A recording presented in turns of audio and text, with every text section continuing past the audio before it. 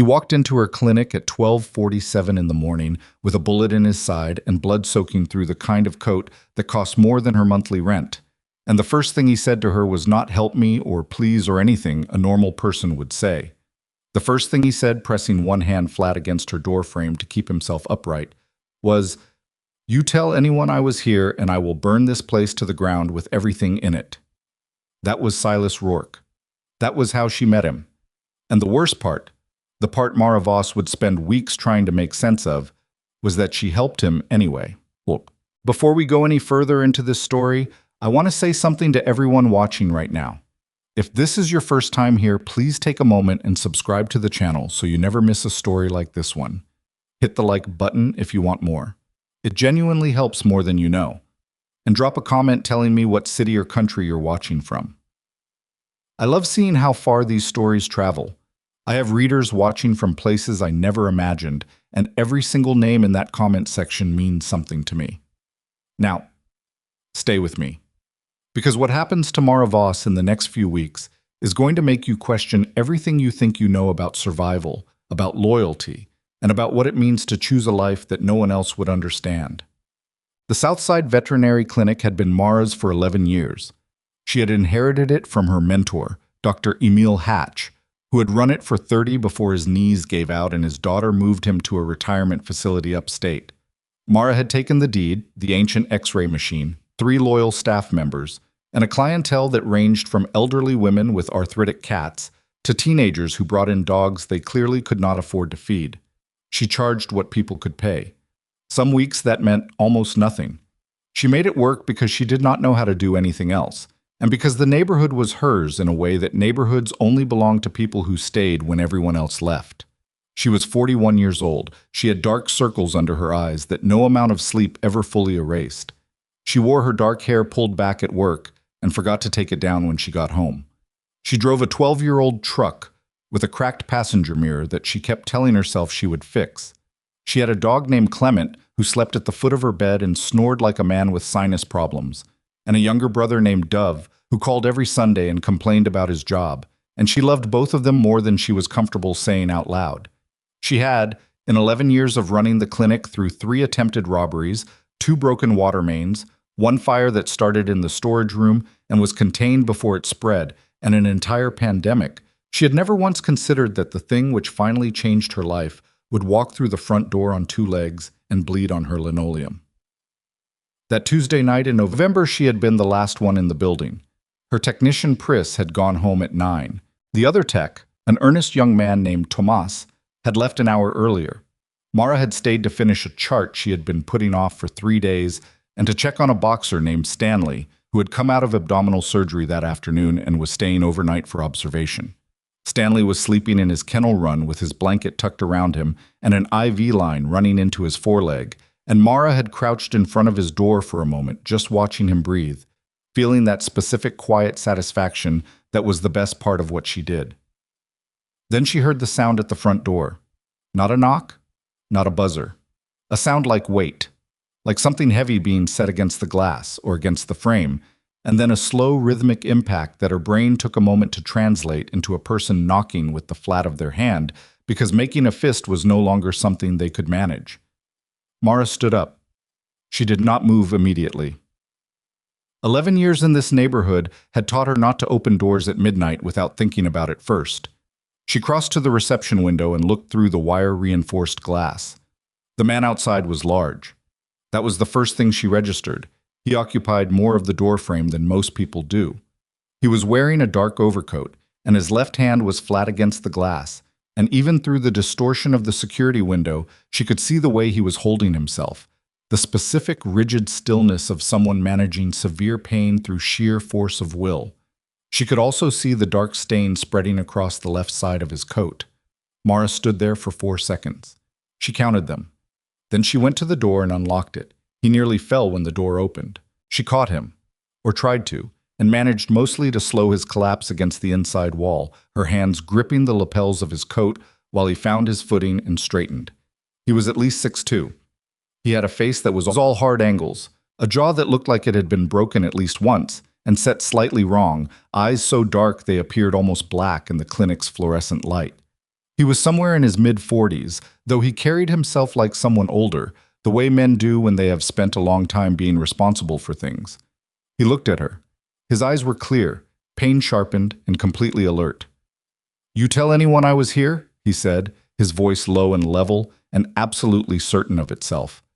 "And I will burn this place to the ground with everything in it." Mara stared at him. "That's not a great opening," she said, "for a man who needs medical help." Something moved across his face. It was not amusement exactly. It was more like surprise, the brief flicker of someone encountering something they had not anticipated. "I need the bullet out," he said. "I'm a veterinarian." "I know what you are."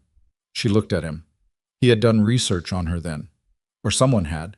She filed that fact away and did not let herself react to it. "Come in the back," she said. "Don't touch anything you don't have to." She got him onto the stainless steel exam table in room 2, which was the largest and had the best overhead light. He moved under his own power, which told her the wound had not yet caused enough blood loss to compromise him, but the coat had to go, and when she peeled it back, she could see the entry wound, high on his left side, below the ribs, through and through exit absent, which meant the bullet was still in there. She put on gloves. "Lie back," she said. "I'd rather sit up." "I'm not negotiating with you about this." She put her hand on his chest and pushed.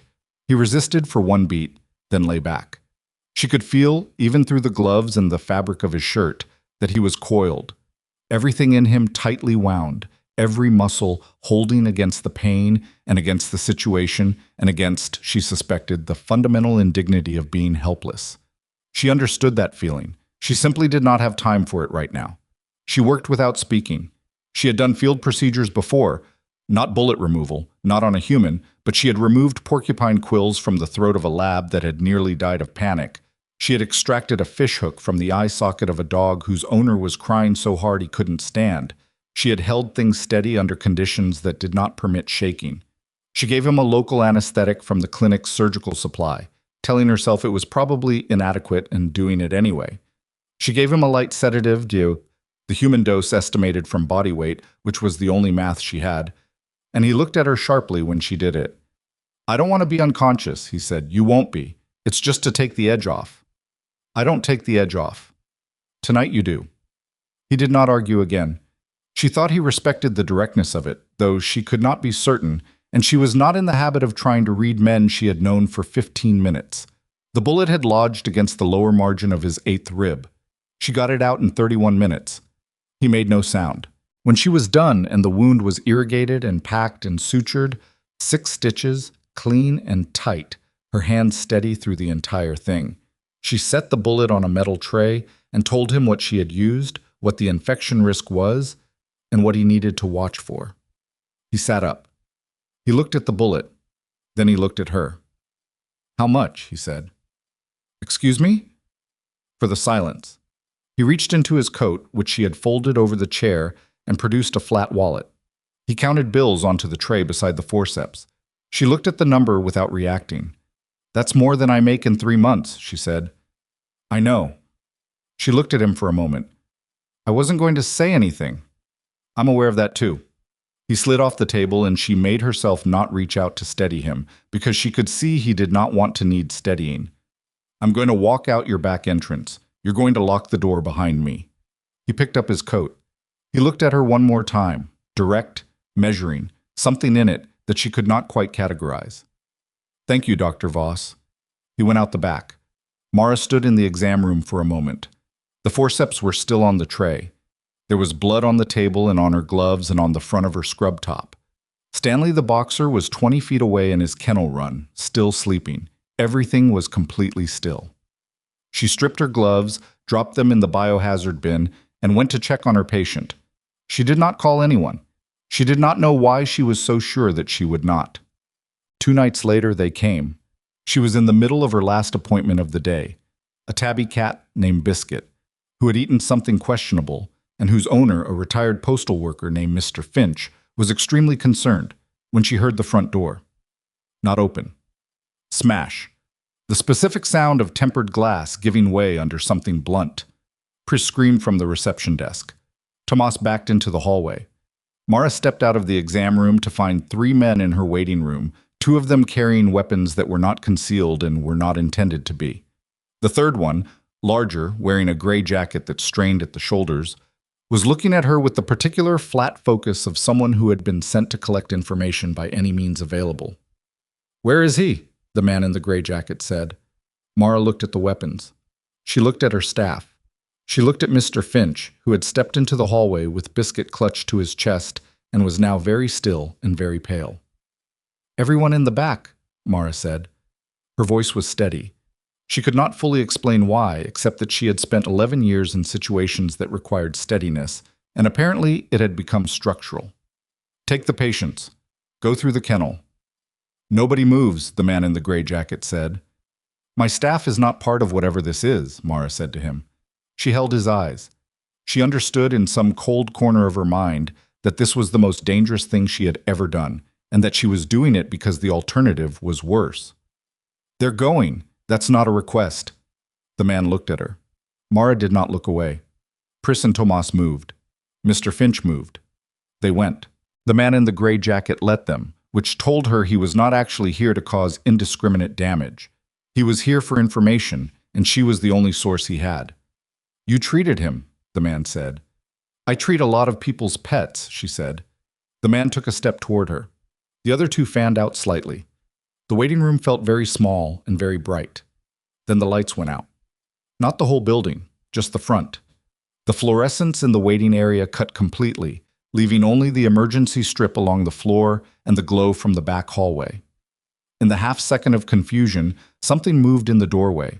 The shattered front entrance, fast and purposeful, and the man in the gray jacket turned and had time to say one syllable before Silas Rourke's elbow connected with his jaw.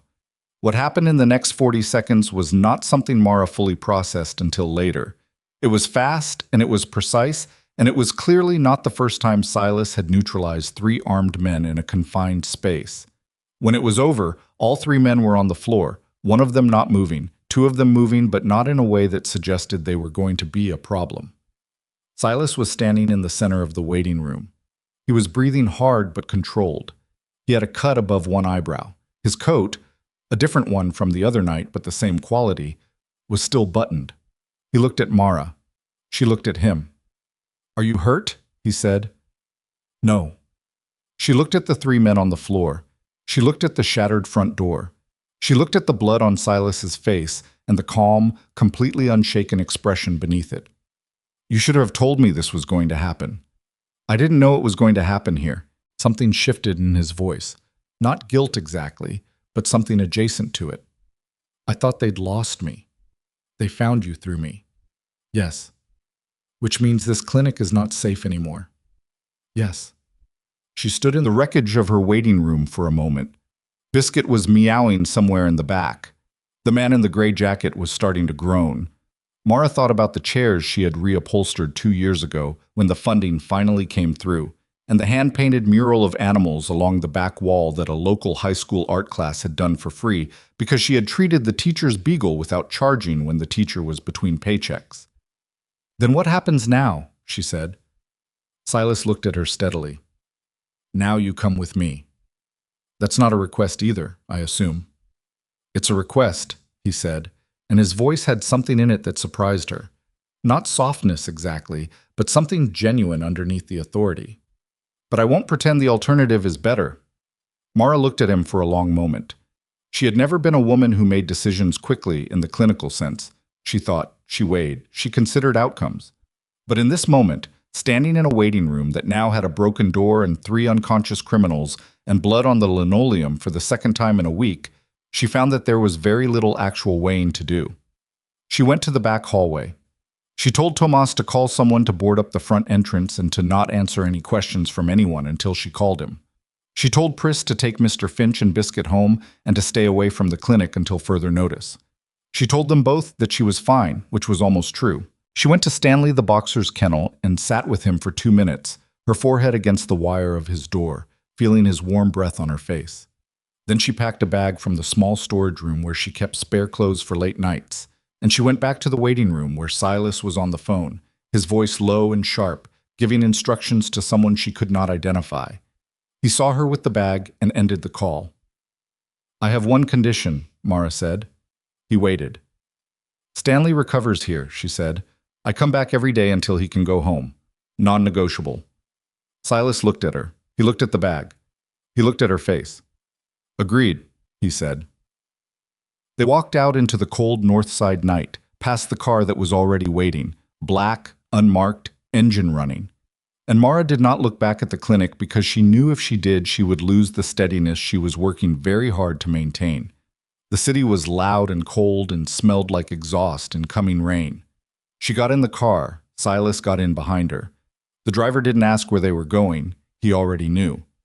As the car moved through the late-night streets, Mara sat with her bag on her lap and looked out the window at the south side rolling past, at the lit windows and the corner stores and the particular texture of a neighborhood she had lived inside for 11 years, and tried to get a clear picture of what she had just agreed to. She came up with very little that was reassuring. What she did know, the man beside her had come back for her when he did not have to. He could have let them find her, let them use her as a resource, and been 3 steps ahead by the time they were done with her. He had chosen not to. She didn't know what that meant about him. She didn't know what it meant about the situation she was now fully inside of. She knew what Silas Rourke's name meant in this city. Everyone on the south side did, even the people who had never crossed the line into north side territory. The name moved through neighborhoods the way weather does. Present without being visible. Felt before you could see it coming. He had run the north side operation for 9 years. He had taken it from a violent collection of competing crews and turned it into something that functioned like a government. Brutal, yes, but structured, with rules that held because the consequences for breaking them were absolute. People were afraid of him. People also, and this was the more complicated part, relied on him.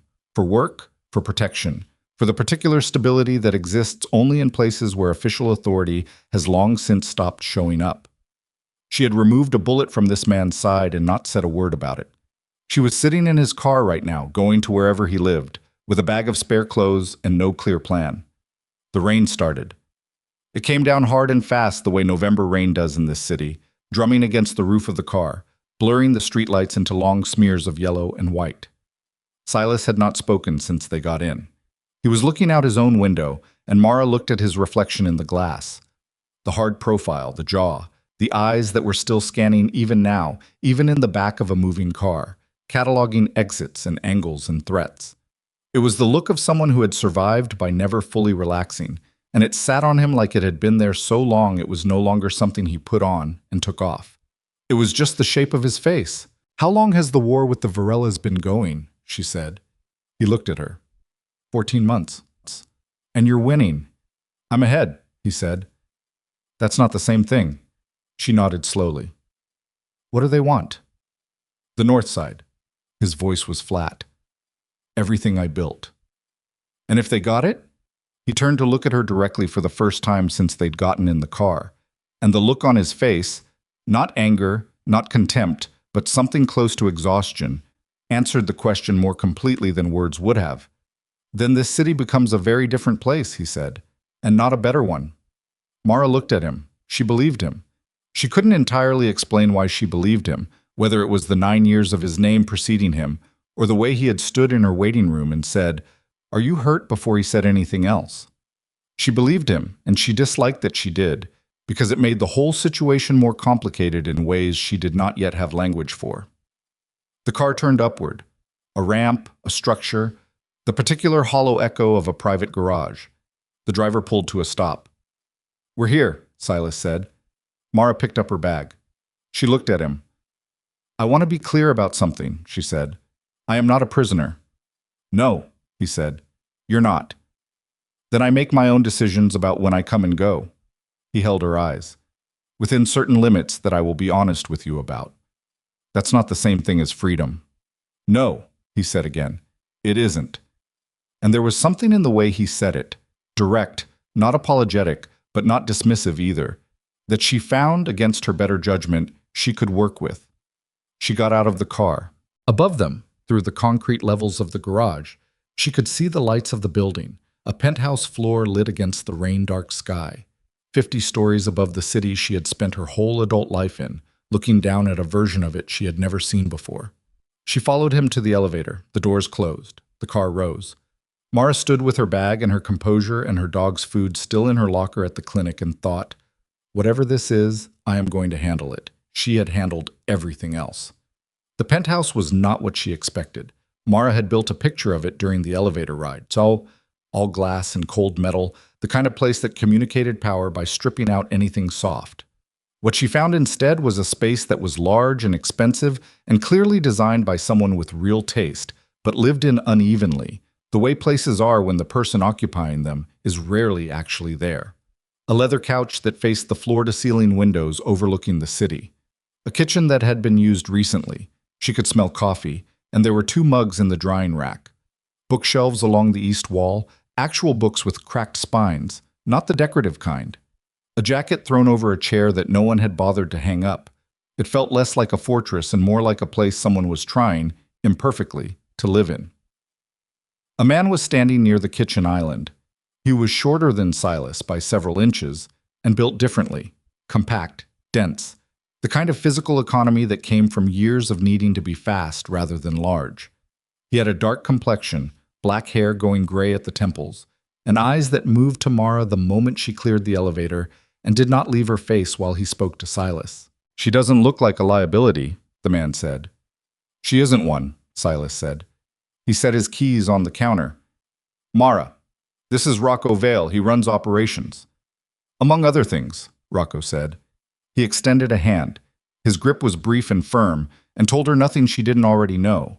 That he was assessing her had been since the moment she appeared and had not yet reached a conclusion. "You pulled the bullet out yourself." "I had the tools," she said. "Most people freeze in that situation." "I'm not most people." She set her bag down near the couch. "Where am I sleeping?" A beat passed. Rocco glanced at Silas. Something moved between them. Not quite amusement, but something in that neighborhood. "Down the hall," Silas said.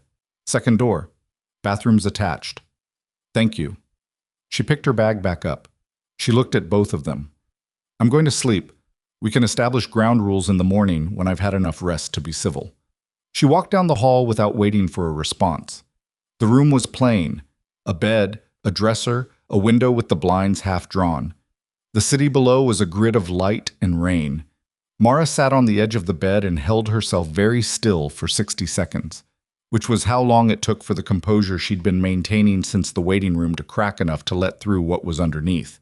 The fear, the anger, the specific gut punch of watching 3 men smash through the door of the thing she had spent 11 years building and treating it like a location on a map. She let it move through her. She did not perform the feelings. She sat with them until they were at a volume she could work with, and then she unpacked her bag and went to sleep. She woke at 6:15 to the sound of men's voices in the main room, low, controlled, the kind of register people use when they're being careful. She lay still for a moment and listened. 3 voices, maybe 4, not raised, but the cadence was wrong for casual conversation. Too flat, too deliberate, the specific rhythm of people going through bad news point by point. She got up, dressed, and went out. There were 4 men around this kitchen island, including Silas and Rocco. The other 2 were younger, late 20s, both of them carrying themselves with the tight alertness of people who had slept less than 4 hours and were running on adrenaline and obligation. One of them had a bandage on his left forearm, fresh and not quite centered, the kind of field dressing done in a hurry. All 4 of them looked at her when she came in. "Coffee's in the pot," Silas said. She went to the pot and poured a cup without responding to the 4 sets of eyes tracking her. She turned around and leaned against the counter and looked at them. "What happened?" Silence. "I'm in this building," she said, "which means whatever is happening is already my problem whether you tell me or not. So what happened?" Rocco looked at Silas. Silas looked at Mara. "Varela hit one of our distribution points last night," he said. 2 men down, 1 recoverable, 1 not." "The one who's recoverable? How bad?" He took around to the shoulder. "It went through. He's been patched." "By who?" "Our guy." "Does your guy have surgical training?" Silas's jaw tightened slightly. "Field experience." "That's not what I asked." Mara set down her coffee. "I want to see him." "That's not necessary." "Silas." She said his name directly, without softening it, and watched him register the directness. A through-and-through shoulder wound can look fine and still be bleeding into the joint. If whoever patched him didn't check the axillary artery, You could lose him to internal hemorrhage in the next 12 hours. So yes, it is necessary. A pause. The two younger men looked at each other. Rocco said quietly, "She's not wrong." Silas looked at her for a long moment. He had the face of a man recalibrating. Not someone who liked being corrected, but someone who, when presented with a clear enough argument, did not waste time holding the position he'd started with. "Kellner," he said to the younger man with the bandaged arm, "take her to the 3rd floor." The man's name was Dex. He was 26 years old and lying on a cot in what had been converted from a storage room into something that functioned as a rudimentary medical station. A folding table with a locked box of supplies, an IV stand, and a single overhead light. When Mara came in, he looked at her with the cautious assessment of a man who wasn't sure if he was allowed to need help. She checked the bandaging. She asked him to describe the pain in specific terms. She moved his arm through small increments of range while watching his face, not his arm, because faces don't lie about pain the way bodies sometimes do. She pressed careful fingers into the tissue around the wound site and felt what she was looking for. The tightness, the subtle heat, the resistance that meant the joint space was not as clean as it looked from the outside. "You have fluid in the joint," she told him. "It may be blood, maybe inflammation. Either way, it needs to be monitored, and you need to stay still for the next 48 hours. If the pain spikes or you develop fever, someone needs to find me immediately." "You're a vet," Dex said. "I am." She began redressing the wound, her hands moving with the efficient certainty of someone who did not need to think about the mechanics of what she was doing. Joints are joints. Blood vessels are blood vessels. The anatomy is not as different as you'd think. He was quiet for a moment. Then, "Silas said you didn't want to be here." Mara paused for half a second, then continued. "I didn't say I didn't want to be here. I said, I'm not a prisoner." "What's the difference?" She looked at him. He was young and in pain, and asking a real question under the cover of a rhetorical one. "The difference is whether it's a choice," she said. "Even a forced one is still a choice if you make it yourself." She left him to rest and went back to the main floor. "What?" The argument started at 10 in the morning. She heard it before she reached the main room. Rocco's voice, controlled but clipped, and another voice she hadn't heard before, higher pitched and faster, working itself toward something. She slowed. "3 men, Rocco, 3 men sitting on a corner we have held for 4 years. I know what we lost. Then explain to me why we're pulling back instead of, we're not pulling back, we're consolidating." That's the same thing dressed up to sound like strategy. She came into the room. The third voice belonged to a man she had not seen before. Tall, thin, with the particular restless energy of someone who operated better in motion than in stillness. He was maybe 50, with a sharp face and hair the color of dirty snow. He stopped when he saw her. His eyes moved over her with the undisguised appraisal of someone who was not bothering to be polite about it. "This is the doctor," he said. It wasn't a question. "Veterinarian," Mara said. "Right." He said it like the distinction amused him. "Garrett Fenn. I handle the East Side arrangement." Mara looked at him. She extended her hand because it was what you did and because she had learned a long time ago that the best way to take a person's measure was to make them look you in the eye during a handshake. His grip was practiced, firm enough to signal he wanted her to notice the firmness. His eyes, when they met hers, had the flat quality of a man who had made a habit of calculating people's usefulness before he'd finished shaking their hand. She did not like Garrett Fenn. She released his hand and looked at Rocco. "I need to put a proper supply list together. What I found in that room downstairs isn't going to be adequate if you have more incidents." "I can get you whatever you need," Rocco said. "Good, I'll have a list by noon." She poured herself more coffee. "I wasn't trying to interrupt." "You weren't interrupting anything," Rocco said, and there was a flatness to his voice when he said it that Mara understood was directed at Fenn, not at her. Fenn watched her leave the kitchen area and sit down on the far side of the room with a tablet from her bag. He watched her for a moment longer than was comfortable.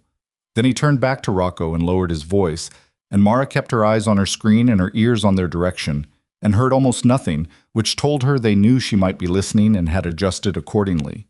She wrote her supply list. She thought about Garrett Fenn's flat eyes and added 2 extra units of wound irrigation solution. Silas came to find her at noon.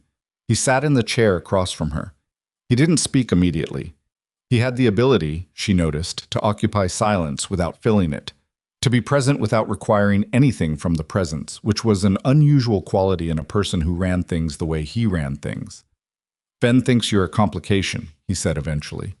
I know. He's not wrong. Probably not. She looked up from her list. Is that your way of telling me he's a problem? Ben has been an arrangement of convenience for 3 years, Silas said. The East Side corridor is his to manage. Lately, he's been managing it in ways that suggest he's thinking about what happens after the Varela situation is resolved. Thinking about it how? In terms of positioning. Silas's voice was even. In terms of what the landscape looks like when the war is over and there's an opportunity to renegotiate the terms of the arrangement. Mara looked at him. He wants a bigger piece. He wants to be the piece that matters most. A pause. There's a difference. She considered this. So you have a war on your southern border and a potential betrayal from the east. That's an accurate summary. And you're telling me this because... He looked at her steadily. Because you're in this building and Fen already has questions about you. I'd rather you had context than be caught without it.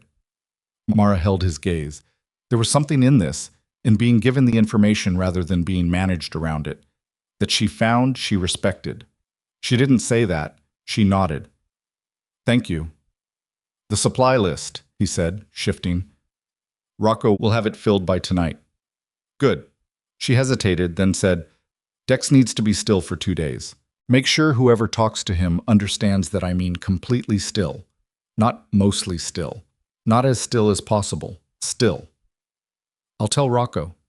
Tell him yourself. It'll carry more weight.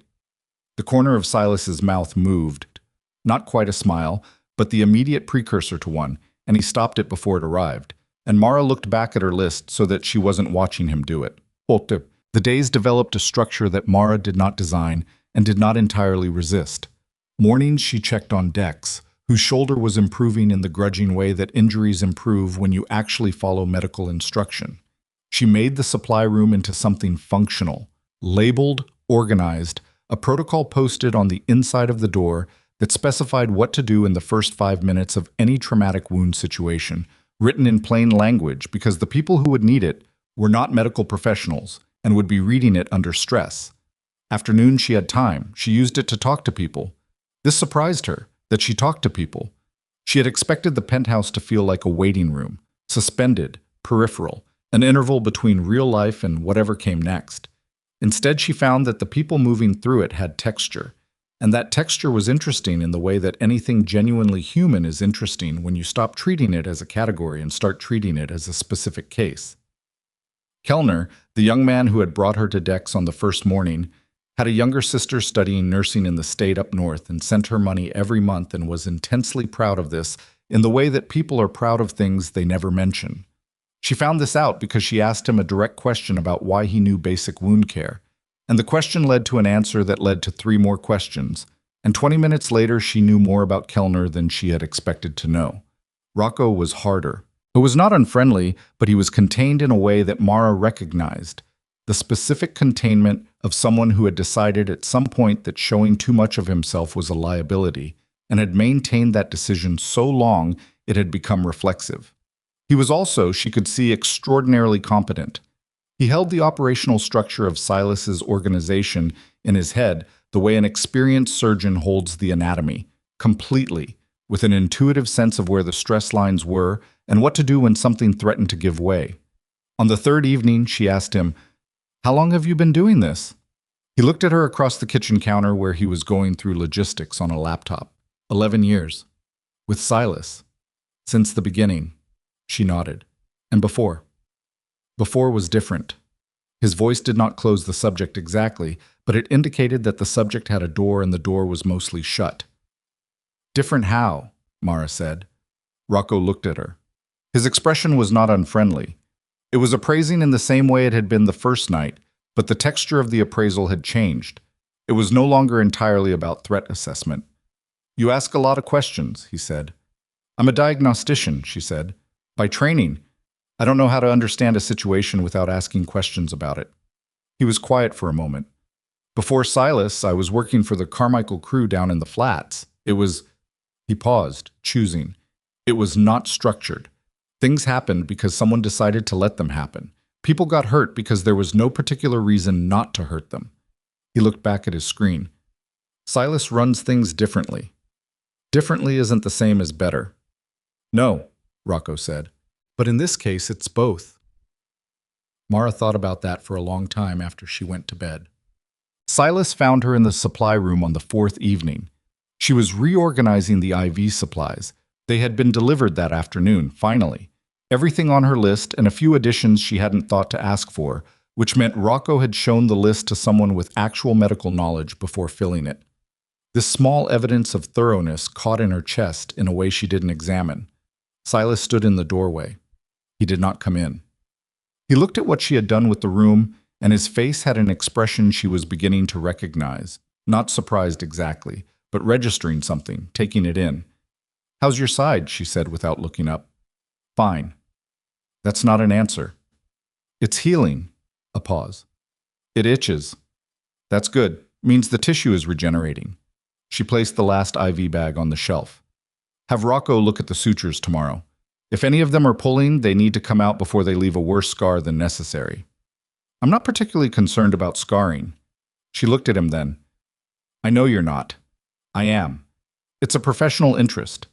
She leaned against the shelf and crossed her arms. "Garrett Fenn left this afternoon." "Yes." "He's going to be a problem." "He's already a problem." Silas came into the room then. Not far, just enough to be in it rather than at its edge. He looked tired, not in the way that showed in a man's face after a single bad night, but in the way that lives in the jaw and the set of the eyes after years of sustained pressure. "He has a meeting with someone on the Varela side next week. We know the location." "You have people watching him?" "We have people watching everyone." Mara absorbed this, including me. He didn't answer immediately, which was its own kind of answer. "You're in the building. I'm responsible for what happens in this building. That's different from being watched." "Mara." He said her name the way he'd said everything since the night in the waiting room, direct, without softening or apology. "Yes. There are people who know where you are and report if something changes. That is not the same as surveillance. It is the same as what I do for every person under this roof." She looked at him. She didn't like it. She also, and this was the part she couldn't entirely explain, understood it. "If Fenn is meeting with the Varelas," she said, "and you know about it, what are you going to do?" "Manage it," he said. "That's not an answer either." He almost smiled again. "The same as before. The approach. The stop." She was starting to map the pattern of it, the things that got close to that expression and then pulled it back, and she disliked how aware she was of it. "I'm going to let the meeting happen," he said, "and I'm going to have someone in that room who isn't Fenn. Someone who reports back. Someone who makes certain the meeting produces the outcome I need rather than the one Fenn is planning for." She looked at him for a moment. "That's cold." "Yes." "Does it bother you?" He held her eyes. "Less than it used to." And the way he said it, not proud of the fact, not defensive about it, just stating it as accurately as he could, was more honest than anything she'd expected from him. She said, "Stanley comes home on Friday, the boxer. His owner will pick him up from the clinic." She had been calling Tomas every day. She had not told Silas this. She did not apologize for not telling him. "I know," Silas said. She stared at him. "Rocco checked on the clinic," he said. "The dog is fine. The front entrance has been repaired." Something moved through her. Complicated, layered, not entirely one thing. She was grateful. She was also unsettled by how comprehensively his organization knew about the details of her life, even the details that seemed private and small. "Thank you," she said, because it was true, and because she was trying to be honest with herself about what was true, even when it complicated things. He nodded. He started to leave, then stopped. "The Varela situation will move fast now. The next 2 weeks are going to be difficult." He looked at her over his shoulder. "I want you to be prepared for that." "I'm already prepared for it." "You're prepared to manage injuries and organize a supply room," he said. Not unkindly. "What's coming is going to be more than that." She held his gaze. "Then tell me what it is so I can prepare for that too." He looked at her for a long moment in the doorway of the supply room. The overhead light was not flattering to either of them. It was too direct, the kind of light that finds every tired line and shadows every hollow. but neither of them looked away. "Get some sleep," he said finally. "Tomorrow's going to start early." He left. Mara stood in the organized supply room with her arms crossed and her jaw set, and the distinct, uncomfortable awareness that the boundary between understanding this world and being part of this world was a thinner line than she'd been telling herself it was. The call came at 2 a.m. She heard the voices first, Rocco's, urgent and tight, and then Silas's, and then the sound of multiple people moving with purpose through the main room. She was up before she was fully awake, which was a veterinarian's reflex. The phone at 2 a.m. always meant something was wrong and you moved first and oriented second. She came out to the main room and Rocco was on the phone and Kellner was pulling on his jacket, and two men she didn't know well were checking their weapons with the mechanical efficiency of people performing a routine they'd completed many times. "What happened?" she said. Rocco looked up. His face was a specific kind of controlled, the surface intact and the thing underneath it radiating through the surface anyway. "Ambush on the Millbrook Exchange, 3 of ours down, 1 critical." "Where are they bringing him?" "They're not. We have to go to them. The location's compromised if we move him." Mara crossed to the supply room. She started pulling what she would need. "You're not coming," Rocco said from the doorway. "I'm the only one in this building who can keep someone alive on an operating table." She did not look up. "So yes, I am." She looked up. "Tell Silas." Rocco's jaw tightened. He looked at her for 2 seconds. Then he went. He came back in 45 seconds. "He says you stay in the car until he gives the clearance." "Fine." She zipped the supply bag. "Let's go." The location was a warehouse on the eastern edge of the north side corridor, 20 minutes by car, Rocco pushing the speed in a way that told her the 20 minutes mattered. In the back seat, she organized the bag by touch, running through what she had and what she might need, and the gap between them, which was larger than she would have liked. The man on the floor of the warehouse was named Price. He was 32 years old and had taken 2 rounds to the abdomen and 1 to the upper chest, and when Mara came through the door, Silas's clearance delivered by a look, not words, from 20 feet away, and crouched beside him, she put her hands on him and understood immediately that the chest wound was the priority and the abdomen wounds were serious but secondary, and that she had perhaps 30 minutes to work with before the math became unfixable. She did not feel afraid. She felt the specific, clarifying focus that came when the thing in front of her required everything she had. "I need light," she said, "and I need anyone who isn't helping to move back 10 feet. Someone brought a lamp. Rocco moved people back. Silas did not move back. He stayed at the edge of her peripheral vision, not interfering, not speaking, present in the way that he was always present, as if he had decided the best thing he could do was hold the perimeter of the situation steady while she handled the center of it. She worked for 41 minutes. When she was done, when Price was stabilized, his breathing controlled, the chest wound packed, and the bleeding from the abdomen managed to a rate that was dangerous but no longer immediately fatal, she sat back on her heels and looked at her hands and registered that they were not shaking. She was aware of Silas behind her. She was aware of the warehouse, of the other men, of the smell of blood and concrete and cold air coming through a gap in the loading door. She was aware of the 41 minutes that had just happened, and the specific, unambiguous fact that she had performed procedures.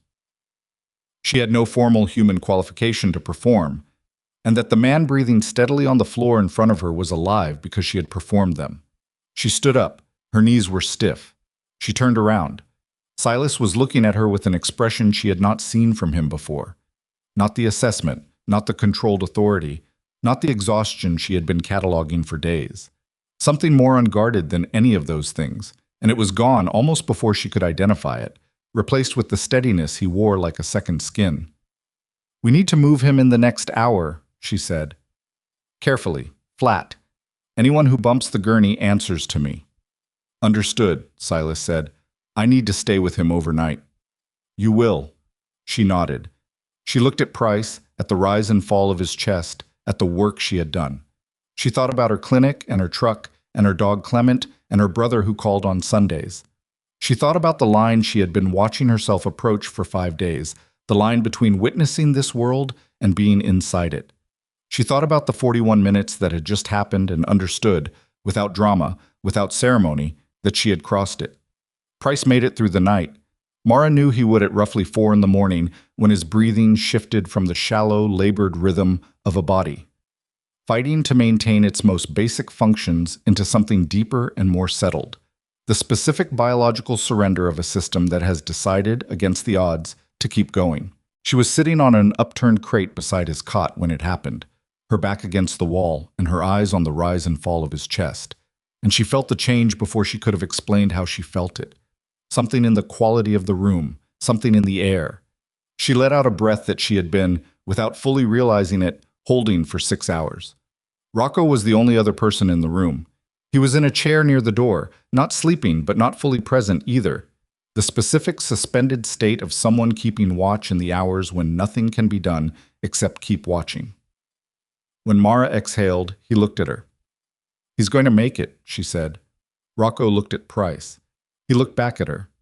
He nodded once, slowly, and something in his face, that contained carefully managed surface, shifted enough to show what was underneath it: relief and exhaustion, and something that looked briefly like gratitude in its most unperformed form.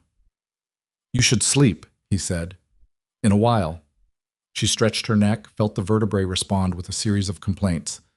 "Where's Silas?" "Dealing with what happened tonight." A pause. The ambush wasn't random. The Varellas knew the exchange location. Mara looked at him. "Someone told them." "Yes." She let that sit for a moment. "Ben." Rocco's expression did not confirm or deny. It did something more specific. It became very still, the way a face goes still when the person wearing it is deciding how much they can say. "The meeting we knew about," he said carefully, "wasn't the only meeting." The implication landed fully. Fenn hadn't just been negotiating his position. He had been feeding information to the other side while still sitting at Silas's table, eating Silas's food, standing in Silas's penthouse, and looking at Mara with those flat, calculating eyes. "How many people knew about the exchange location?" she said. 12. "And Fenn was one of them." "Fenn was one of them." Rocco's voice was flat and final, the way a door sounds when it closes and locks in the same motion. Mara looked at Price, breathing.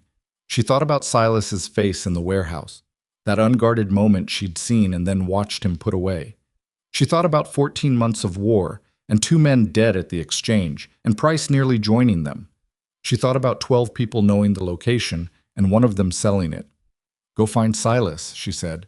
"I'll stay with Price." By morning, the penthouse had a different atmosphere. It was not louder. If anything, it was quieter, the specific quiet of people who are being careful about what they say and where they say it, which is a different quality entirely from ordinary quiet. Men moved through the space with their eyes doing more work than their mouths. Conversations happened in pairs, in corners, in low registers. When Mara came up from the lower floor where Price had been installed in a proper room, she walked into that quiet and felt it press against her like a change in barometric pressure. Silas was at the kitchen table, not the island, the actual table, which she had not seen him use before. He had a phone in front of him and a cup of coffee that had clearly been sitting long enough to go cold, and he was looking at something on the phone screen with the focused, unhurried attention of a man who has received bad news and is now doing the work of deciding what comes next. He looked up when she came in. "Price is stable," she said. "He'll need monitoring for the next 72 hours, and he shouldn't be moved further than absolutely necessary, but he's going to be all right." "Good." He set the phone face down on the table. "Sit down." She sat. "Fenn met with Varella's second-in-command 6 days ago," Silas said. "Not last week's meeting. 6 days ago, 2 days before the exchange.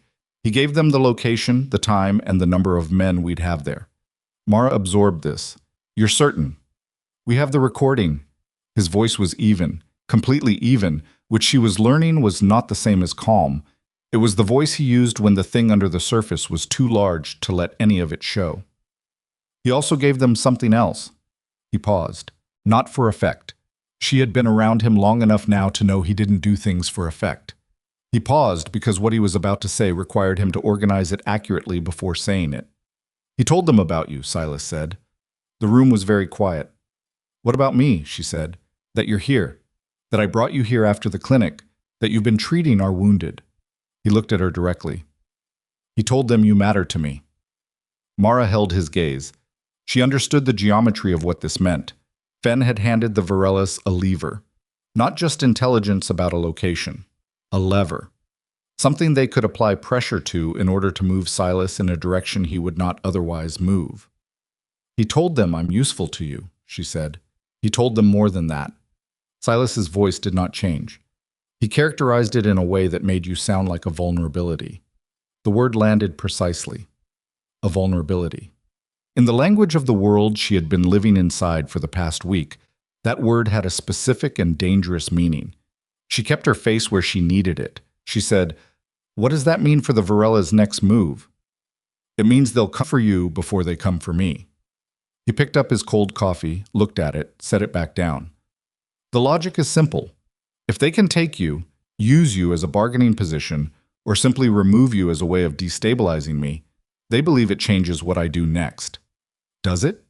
He looked at her. Yes, he said, but not in the direction they're counting on. Fen came back to the penthouse at 11 that morning.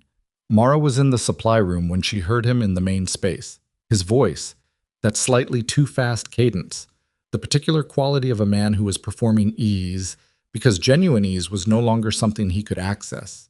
She stayed where she was. She heard Rocco greet him. She heard the sound of the elevator and then, a moment later, footsteps that were Silas's. She had learned the specific weight and rhythm of his walk without meaning to, coming from the direction of his office. She counted 60 seconds. Then she went to the main room. Ben was sitting at the kitchen island. He had a glass of water in front of him that he wasn't drinking.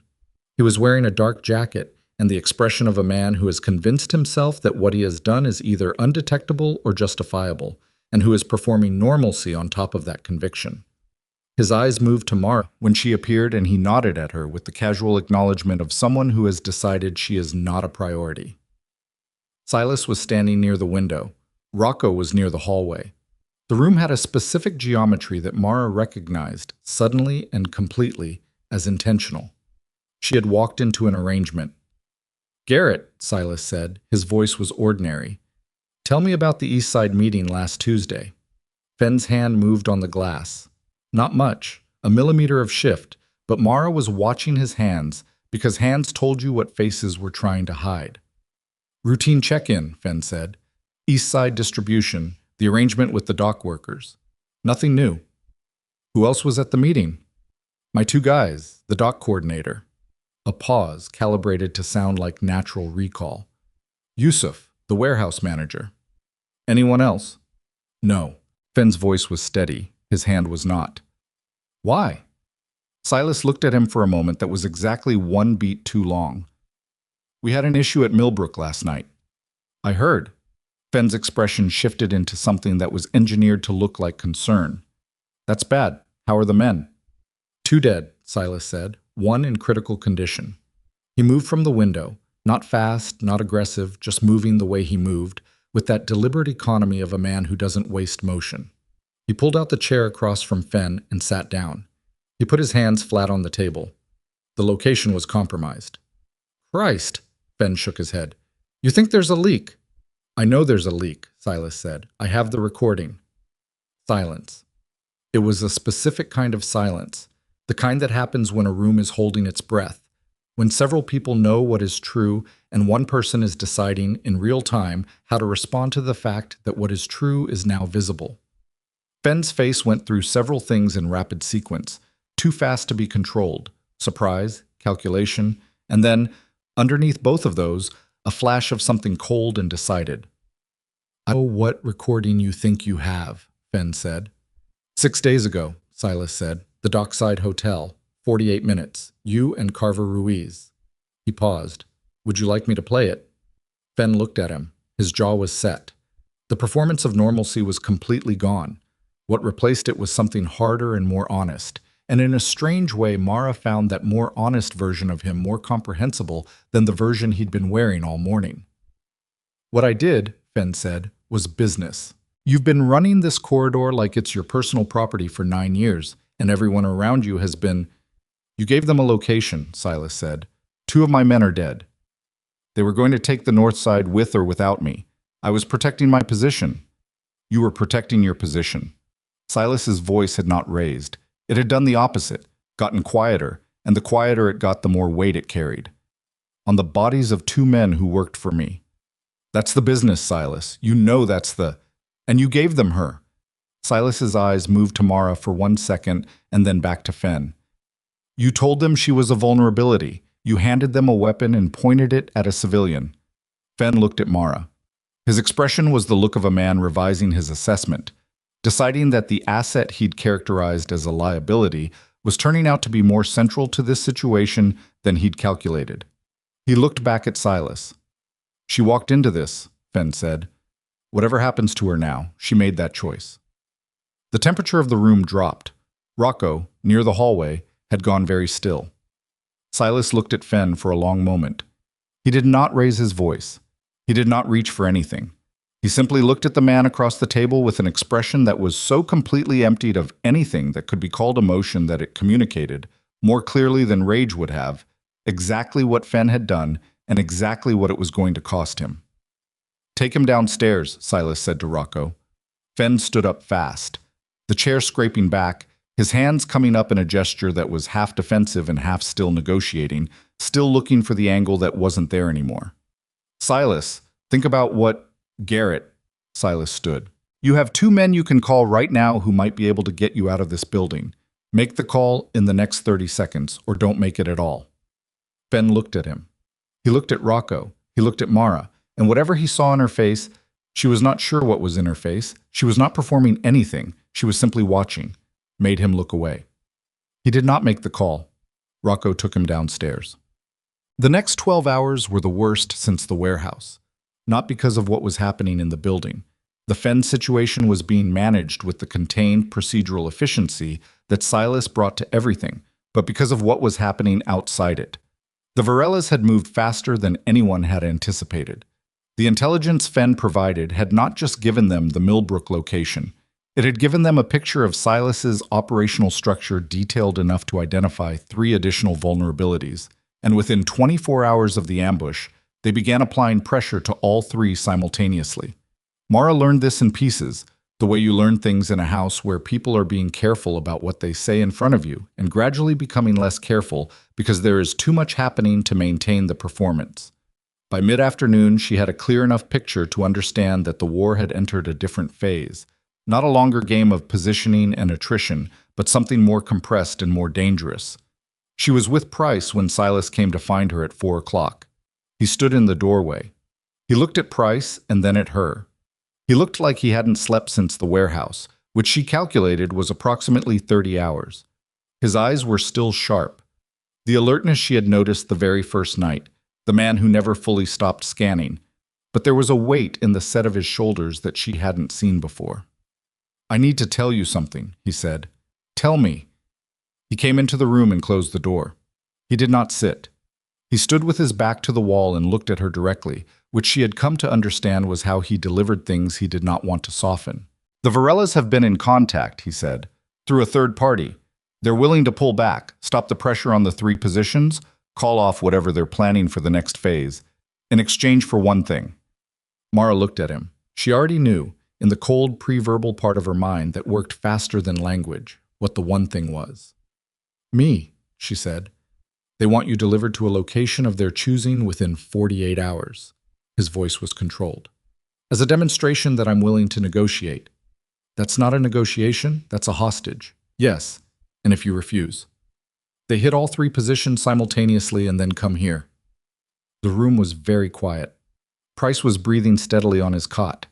Outside, somewhere in the building, Mara could hear the low murmur of men talking.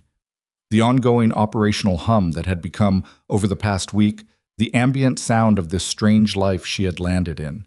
She looked at Silas. She looked at the lines of his face and the exhaustion behind the steadiness and the specific quality of the way he was watching her.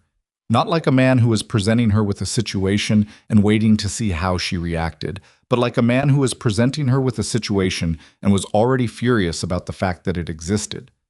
You're not going to do it, she said. No. The word was flat and immediate, even if refusing means no. He pushed off the wall. He moved to the window, not pacing. He didn't pace, but repositioning, the way he did when he was working through something and needed to change his relationship to the room. I'm not entertaining it as an option. I'm telling you it exists so that you have the full picture. Mara absorbed this. She felt something move through her. Not quite fear, not quite relief. Something that threaded between both of them and came out the other side as a feeling she did not have a precise word for. She filed it away. Now was not the time. We move on 2 of the 3 positions tonight. Take them off the board before the Varellas can use them as leverage. The third we leave visible, let them think we don't know about it, and use it as a way to pull their attention while we hit the primary operation. Where's the primary operation? The Creston facility, 12 miles east. It's the center of their distribution network in this region. The financial infrastructure, the supply chain, everything that keeps them operational. He turned back to face her. We take Creston, we take the engine. Without the engine, the threat falls apart. How long does that take to set up? 36 hours. And you have 48. Yes. She held his gaze. What do you need from me? He looked at her. That look again, the one that had been appearing with increasing frequency, the one that wasn't assessment or authority, but something more exposed, less managed. I need you here, he said. I need you to be able to handle whatever comes back through that door in the next 2 days, because I cannot... He stopped. He started again. Because the people who work for me are going to need someone who can keep them alive, and I need to know that someone is here and capable. It was the most direct thing he had said to her about needing something. Not the most words. He was often economical, but the most direct, the most unhedged. She heard the layer under it, the thing he hadn't said. Because I need to know you're here. Because Fen wasn't wrong that you matter to me, even if the way he characterized it was designed to be a weapon. She did not say any of that. Neither did he. I'll be here, she said. Go do what you need to do. He nodded. He went to the door. He stopped. The Fen situation is resolved, he said, without turning. He's been removed from the building. He won't be a problem. She didn't ask what that meant in the specific terms of this world. She understood well enough what removed meant, and she understood that she had arrived, without announcement or ceremony, at the place where she was not going to ask that particular question and not going to pretend the reason she wasn't asking it was ignorance. He left.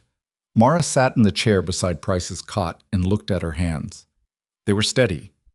They were almost always steady.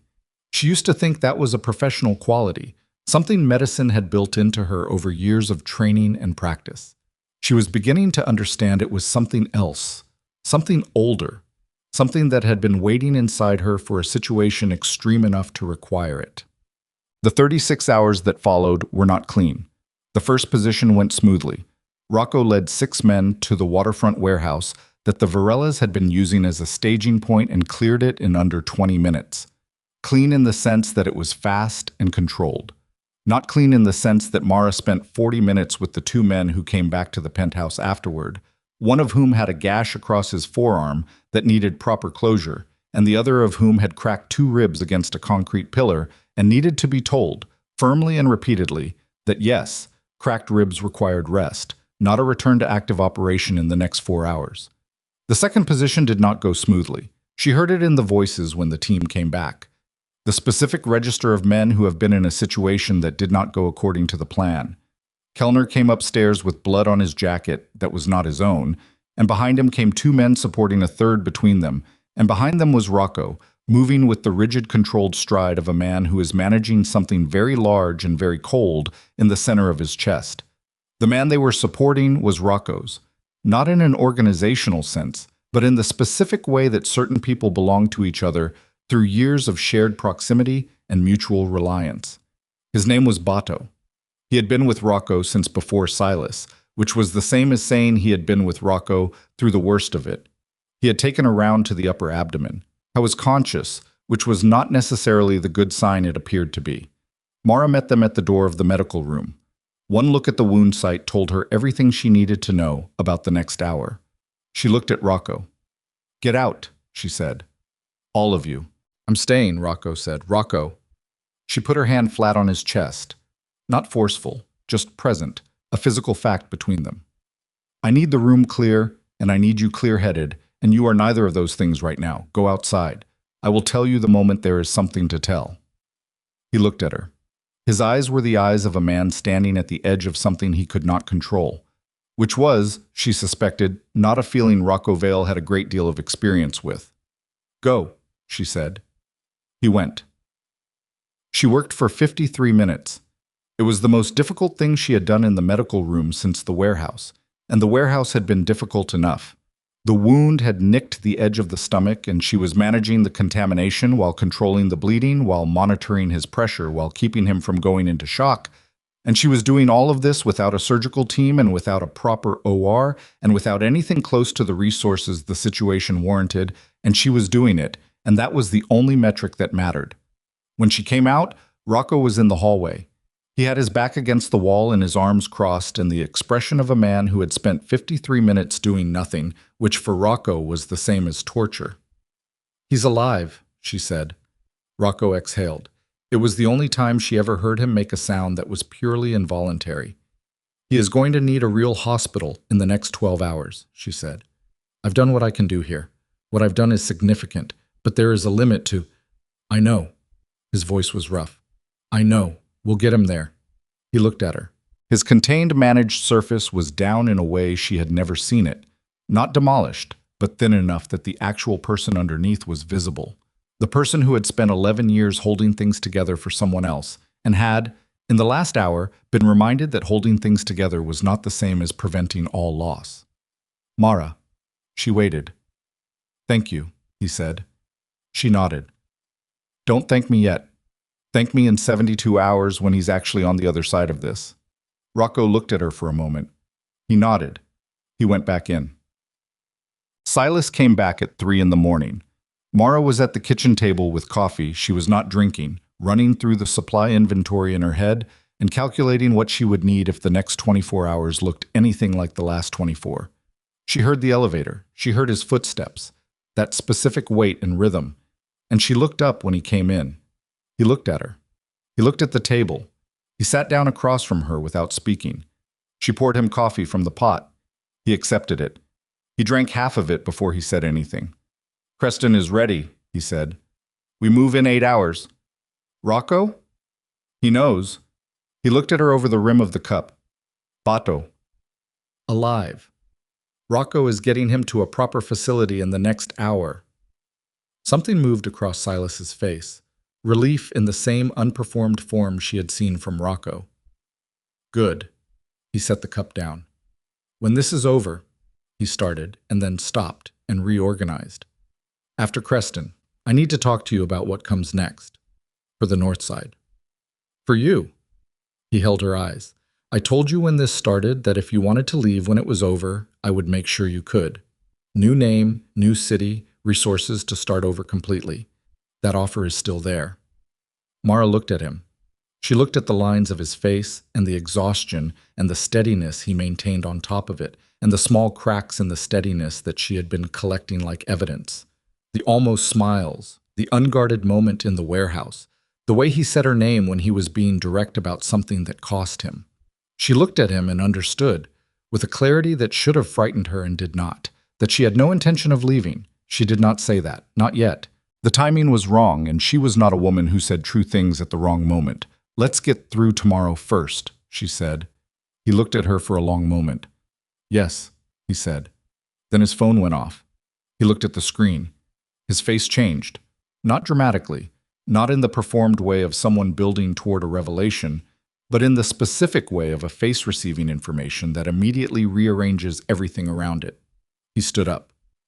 "What?" Mara said. "The third position." He was already moving toward the hallway, the one we left visible as a decoy. He stopped and turned to look at her, and the expression on his face was the one she had seen only once before, in the warehouse, when she'd finished with Price, that brief unguarded opening. Except this time, it was not relief underneath it. It was something worse. "They weren't watching it," he said. "They were using it. Someone gave them the layout of this building, Mara." She stood up. "Someone in this building," he said. "Someone who was here after Fenn." The implications cascaded through her mind in rapid sequence. Who had been in the penthouse, who had seen the supply room and the medical room and the elevator access and the stairwells, who had been present through the last 36 hours of operational planning. The list was not long. The list was, in fact, short enough to be specific, and several of the names on it were people she had stitched closed and sat beside and trusted with things that were true about herself. "How long do we have?" she said. Silas looked at her. His jaw was set. His eyes were the eyes of a man who has just watched a plan he spent weeks building, get unmade in 60 seconds by information he should have had earlier and did not. "They're already moving," he said. The lights went out. The darkness was total. Not the gradual dimming of a power fluctuation or the partial failure of a single circuit. All of it, everything. The overhead lights and the emergency strips along the floor and the soft glow from the kitchen appliances, gone in the same instant, as if the building had simply stopped existing as a lit place. The city outside the windows was still there. The orange sodium glow of streetlights 50 stories below, the slow crawl of headlights on the boulevard. But inside the penthouse, there was nothing except that distant ambient light pressing through the glass in thin, useless bars. Mara did not move for 2 full seconds. In those 2 seconds, she heard Silas cross the room, felt him, really, the displacement of air, the specific weight of his footfall on the hardwood. And then his hand was on her arm, not gripping, just present, orienting her in the dark. "Stay low," he said. His voice was completely level. "Move to the hallway wall and stay there." "The mole," she said. "Who?" "Later." His hand left her arm.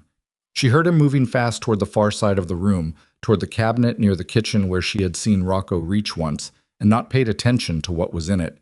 She heard a lock, a mechanism, the solid sound of something being withdrawn from a housing. She moved to the hallway wall. She crouched with her back against it, and her hands flat on the floor, and made herself breathe through her nose, slow counts. The technique she used in surgery when the thing in front of her was bad enough that panic was available to her if she reached for it. She did not reach for it. She counted. From somewhere below them. From the building's interior structure, from the stairwells or the elevator shafts or the lower floors. She heard something. Not voices. Not yet. A sound like weight moving in darkness. Multiple weights. Moving with the particular discipline of people who had been trained to move through buildings at night and were doing it correctly. She heard Silas on the phone. 3 words. Fast. In a register so compressed it was almost unrecognizable as speech. And then nothing from him. Then a voice from directly outside the elevator doors. Not speaking to her, speaking to someone else. On a radio or a phone. The words not quite clear through the metal, but the cadence unmistakable. Someone reporting position, confirming location, the specific shorthand of a coordinated operation checking in. They were already on this floor. Mara pressed herself flat against the hallway wall. The wall was solid and cold against her back, and she could feel her own heartbeat in the space between her shoulder blades, which was a sensation she had never noticed before and hoped she would not have occasion to notice again. Her hands were on the floor. She could feel the grit of it against her palms. She heard the elevator mechanism engage. Not arriving, bypassed. Someone had cut the elevator controls and was now working the shaft manually, which meant they had a physical key to the mechanical override, which meant this had been planned with a level of access that you only got from inside the building. The mole. The person who had given them the layout. The elevator doors opened. She could not see them. The lobby area of the penthouse was around the corner from the hallway where she was pressed, and there was not enough ambient light to resolve shapes at that distance. But she could hear them, 4 sets of footsteps, moving apart from each other immediately upon entering, dispersing into a practiced search pattern. One of them was moving toward the hallway. Mara pulled her knees to her chest and made herself as small as the wall would allow, and thought with absolute clarity. There is nothing in this hallway you can use as a weapon except your hands and the element of surprise, and surprise only works once, so you have to make it count. The footsteps stopped. She heard breathing, 2 feet away, maybe 3, the careful, controlled breathing of someone who was also listening. The dark was mutual. They couldn't see her any better than she could see them, which was the only advantage she had, and she understood that it had a time limit of roughly 10 seconds before they moved close enough to resolve her shape against the wall. She did not wait for 10 seconds. She pushed off the wall and drove her shoulder into the center mass of where the breathing was coming from, and the impact was harder than she expected. He was larger than she'd calculated from the sound. And they went down together onto the floor with her on top, and the collision was violent enough that the weapon he was carrying hit the floor and skittered. And she did not chase it. She drove her elbow into the angle between his jaw and his neck, and felt the specific mechanical give of a person losing consciousness. Not dead, not permanently damaged, just out. She was breathing very hard. She pressed herself flat against the wall again and listened. The other three had heard.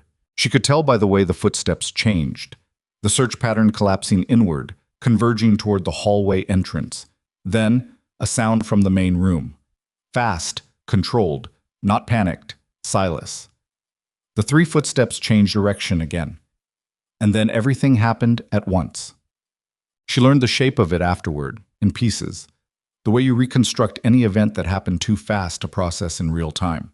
Silas had positioned himself at the far end of the main room, using the kitchen island as cover. And when the three men moved toward the hallway, he had come up from behind the island and engaged two of them before they completed the turn. The third had gone for the hallway, toward Mara, and been redirected by the sound of his colleague already on the floor, which gave Silas time to close the distance. In the moment, from the hallway, what Mara experienced was impact sounds, a single sharp crack of something against something dense, a voice saying something short and involuntary in a language she didn't recognize, more impact sounds, and then silence. Not the dangerous silence from before, a different quality. The silence of a room where the immediate threat has been resolved. She heard Silas's breathing, faster than usual, controlled but real, the breath of a man who has been in a physical fight and is recalibrating on the far side of it. Mara. His voice from the main room. Here. She stood. Her legs were shaking slightly, which she noted clinically and set aside. She came around the hallway corner. The emergency generator kicked in. Not the full power, the backup system, which gave them a third of the building's normal light, enough to see. Enough to see the main room and the four men on the floor, and Silas standing in the center of it. He was bleeding, his left arm below the elbow. A cut rather than a gunshot, she catalogued it rapidly. And there was a mark on his jaw that would be a bruise by morning. I was looking at her with the same expression he'd worn in the warehouse the first time, the unguarded one. And this time he did not put it away as fast. "You're hurt," she said. "It's minor. Let me—" "There are more coming." He crossed toward her, not slowing. "The four here were the advance. The main team is coming through the service entrance in the next 10 minutes. She fell into step beside him. "How many?" "At least 8. He moved to the cabinet and retrieved a radio. "Kellner is on the 3rd floor with 2 others. I need to get you there before— I'm not going to the 3rd floor. He stopped. She looked at him. "Price is on the 3rd floor and he cannot be moved, and I am not going to sit in a room waiting to find out what happens. Tell me what you need me to do." Something moved through his face, the conflict of it, the specific war between the part of him that wanted her protected and the part that had spent the last 10 days watching her operate and knew, on the level of evidence rather than preference, what she was capable of. "The service entrance," he said. "If they come through that corridor, they're going to come past the medical room." "Then I'll be in the medical room," she said, "with the door locked and something in my hand." "Mara." "Silas." She said his name the way she'd been saying it. Direct, no apology, the way you say the name of someone you are being honest with. "I am not a liability. Stop trying to manage me like one." He looked at her for one more second. Then he handed her the radio from the cabinet. "Channel 4. Kellner answers on Channel 4. If anything comes through that door before I do, you hold that door and you call Kellner." "What do I hold it with?" He reached back into the cabinet and produced a compact weapon. Not large, not the kind of thing built for extended engagement, but solid and real and loaded, and he held it toward her grip first. She took it. The weight of it surprised her even though it shouldn't have. "I've never fired one of these." "Point it at the thing you want to stop," he said. "Don't hesitate." He moved toward the service corridor. He stopped once, at the corner, and looked back at her. She had already moved toward the medical room. She did not look back either. The medical room was quiet. Price was asleep, the deep medicated sleep of a man whose body was spending every available resource on repair. His breathing was steady and even, and Mara stood inside the locked door with her back to the wall beside it, and the radio in her left hand and the weapon in her right, and listened to the building. The service corridor was 30 feet away. She could not hear anything from it yet. She could hear, faintly, sounds from the upper floors. Movement, something mechanical, the building alive with a crisis she could only partially see.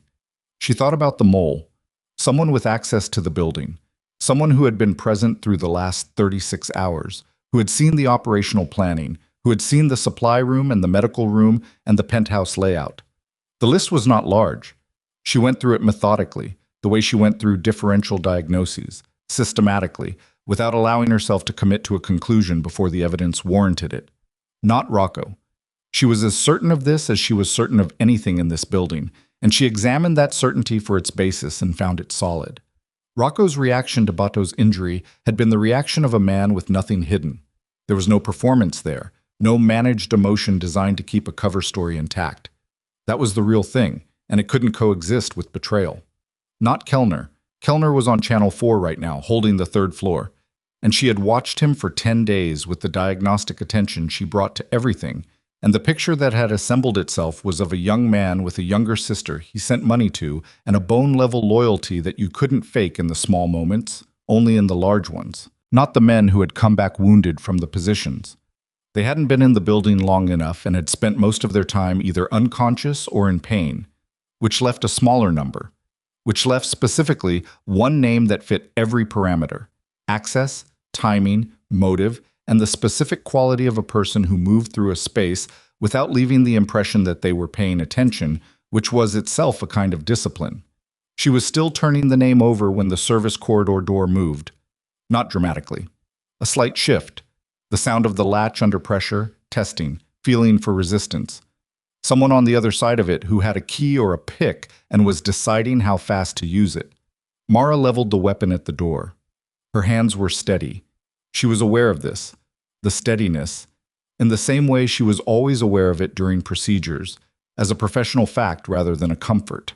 She pressed the radio. Kellner. Static. Then, here. Service corridor door, 30 seconds. On my way. His voice was tight. She heard him moving. The door latch gave. The door opened fast, shut. Not the gradual push of someone uncertain, but the committed entry of a person who had decided speed was the better strategy. Two men came through it, and Mara did what Silas had told her. She pointed the weapon at the thing she wanted to stop, and she did not hesitate. She fired once. The sound was enormous in the enclosed space. The first man went down. Leg. She had aimed for center mass and hit the leg, which was either worse aim or better instinct. She couldn't have said.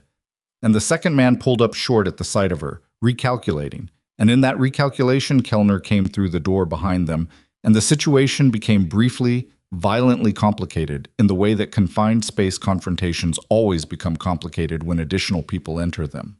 When it was over, both men were on the floor, and Kellner was bleeding from a cut on his forehead, and Price had woken up and was staring at the ceiling with wide eyes, and Mara was standing against the wall with the weapon still in her hand, her ears ringing from the shot, her heartbeat so loud she could feel it in her molars.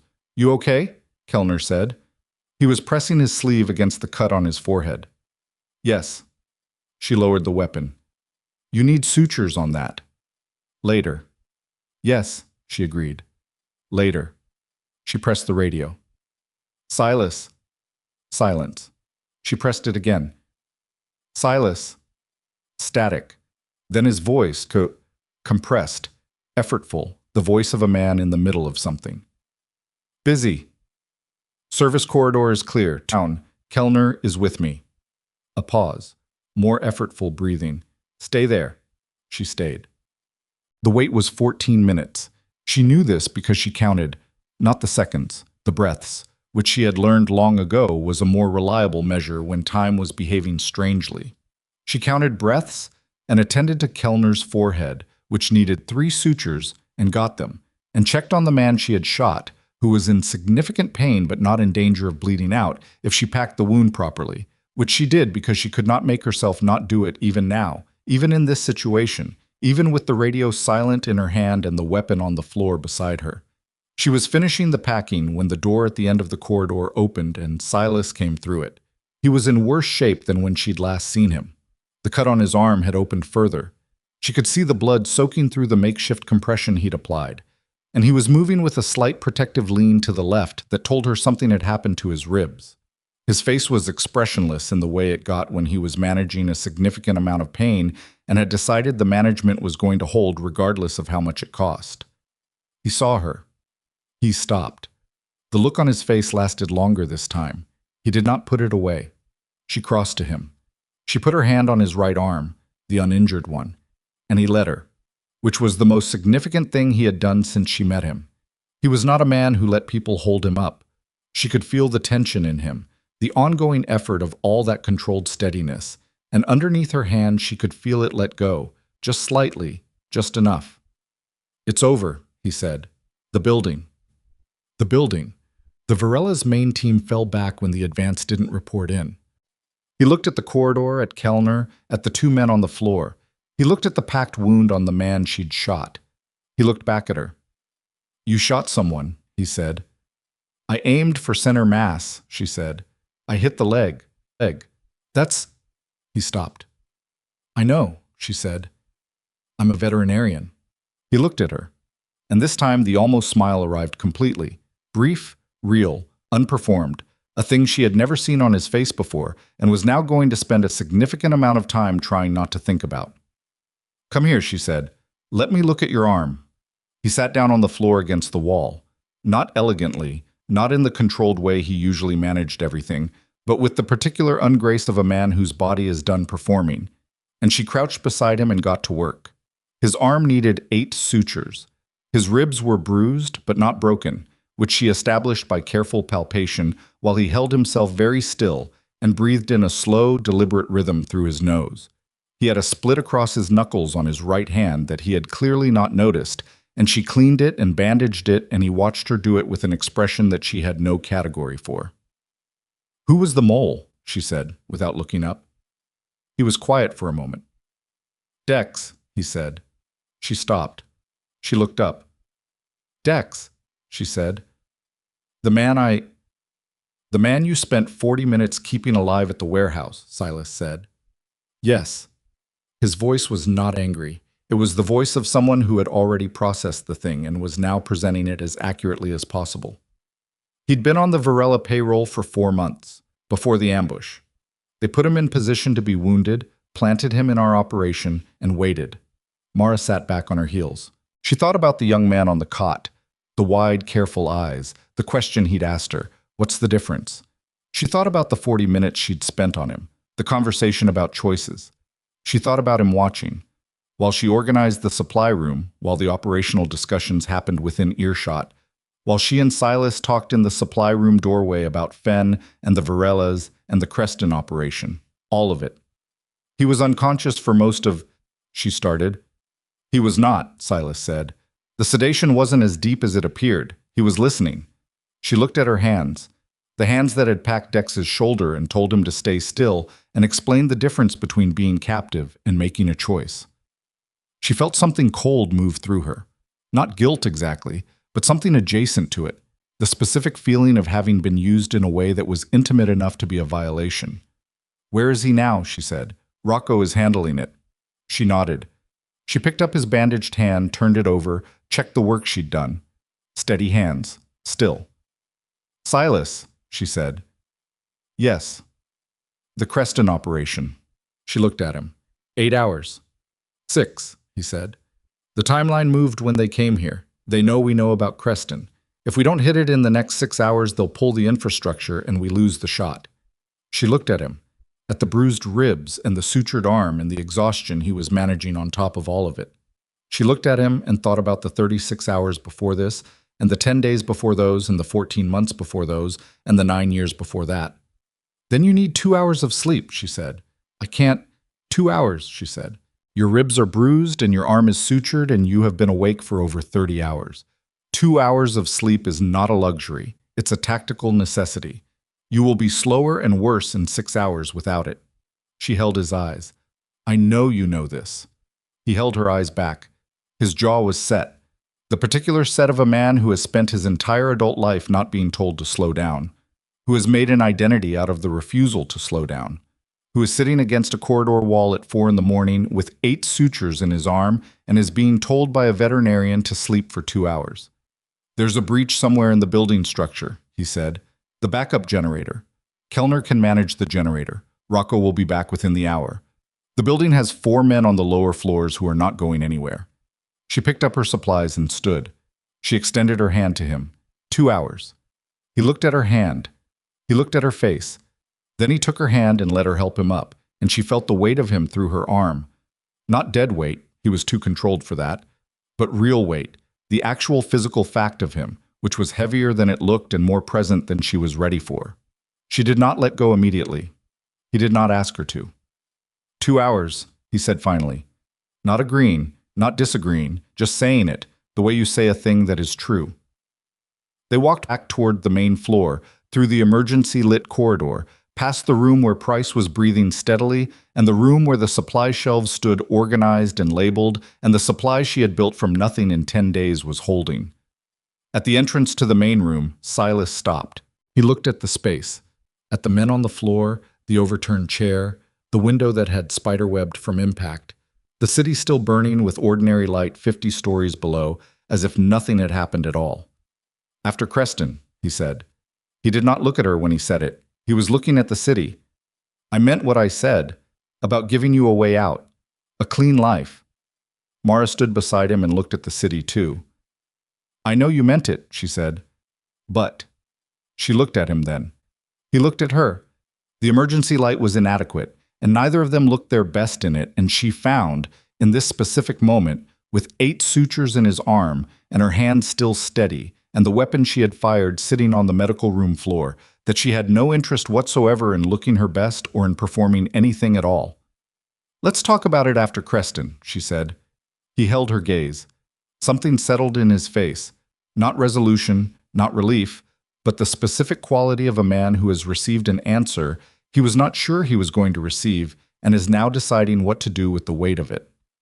After Creston, he agreed.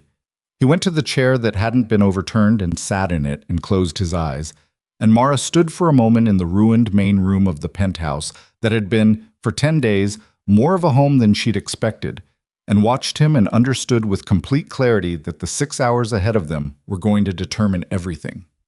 She sat down across from him, her back straight, the radio in her hand, and she watched the city burn gold and ordinary outside the cracked window, and she waited for the 2 hours to be over.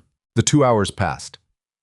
The way time passes when you are not sleeping but holding the line between one thing and whatever comes next, slowly and then all at once. Mara watched Silas sleep in the chair. Not the whole 2 hours. She was not a woman given to watching people she was not monitoring medically. But she checked on him periodically, in between checking the radio and checking the corridor, and sitting with the specific, uncomfortable awareness of what the next few hours required of both of them. His breathing settled within 20 minutes, deep and regular, the breathing of a man whose body had been waiting for permission to rest, and took the permission the moment it was offered.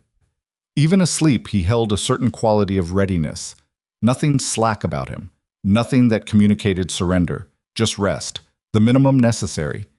At 5:45, she put her hand on his shoulder. He was awake before she finished the touch. Time, he said. Not a question. Time, she confirmed. He stood.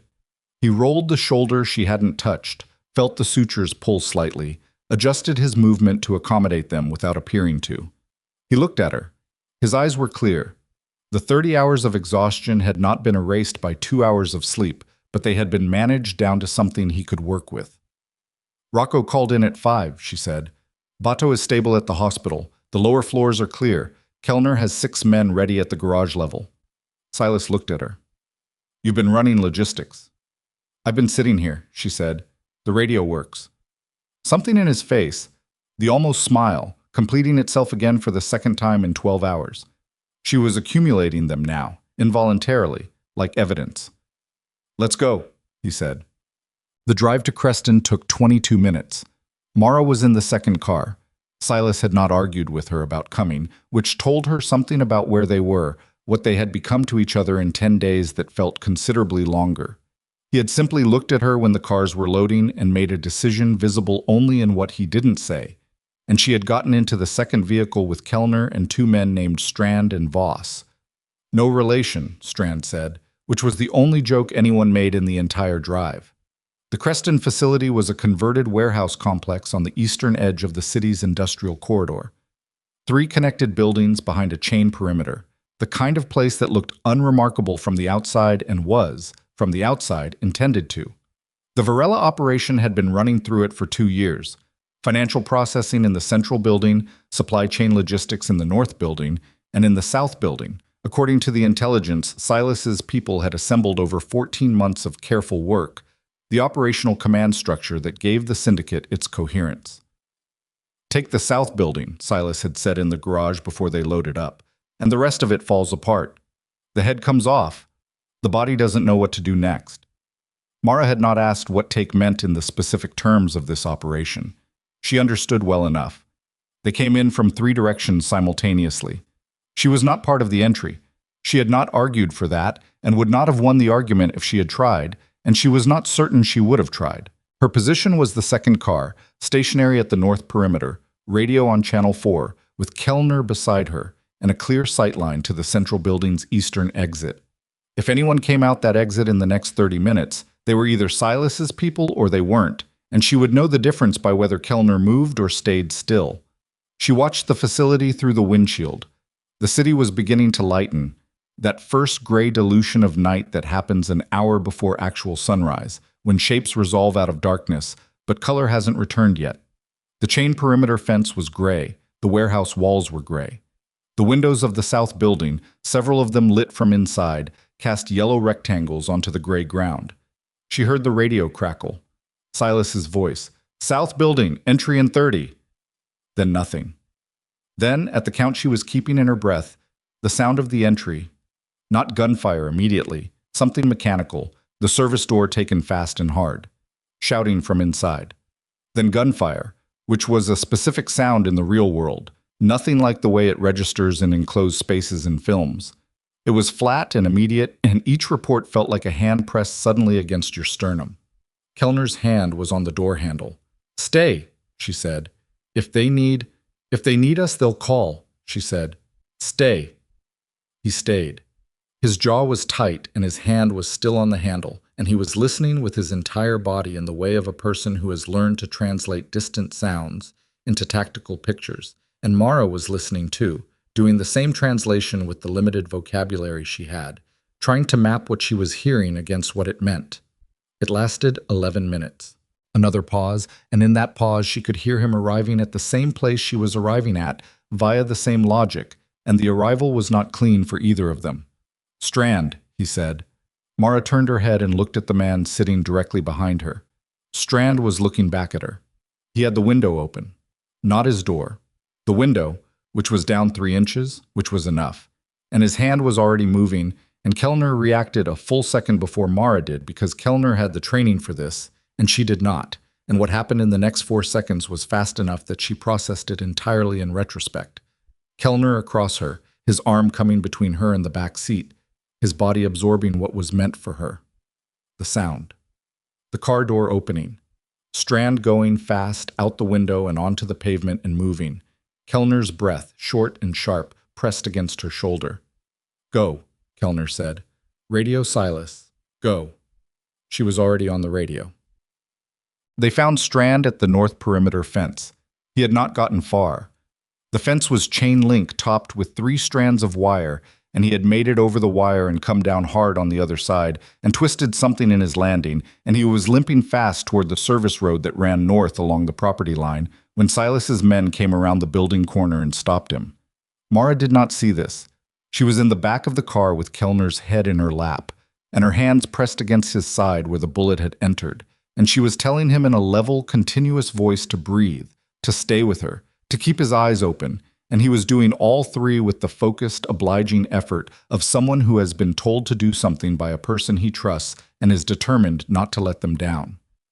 "I stayed," he said. When she'd told him to stay in the car, he was telling her he'd done what she said. "You did," she said. "You did everything right. Is it bad?" She had her hands on it, and she knew exactly how bad it was, and she said, "You're going to be fine," which was not a lie. It was a probability assessment weighted by the fact that she had a supply bag at her feet and 20 minutes of work to do and a clear road to the hospital where Bato was already recovering, and probability assessments were not the same as certainties, but they were the most honest thing she had available. Silas is going to be... Kellner started. Don't talk, she said. Breathe. He breathed. She worked. Silas found her in the hospital waiting room at 8 in the morning. She had been there for 90 minutes since the moment she handed Kellner off to the trauma team and was asked, politely but firmly, to wait outside the surgical area.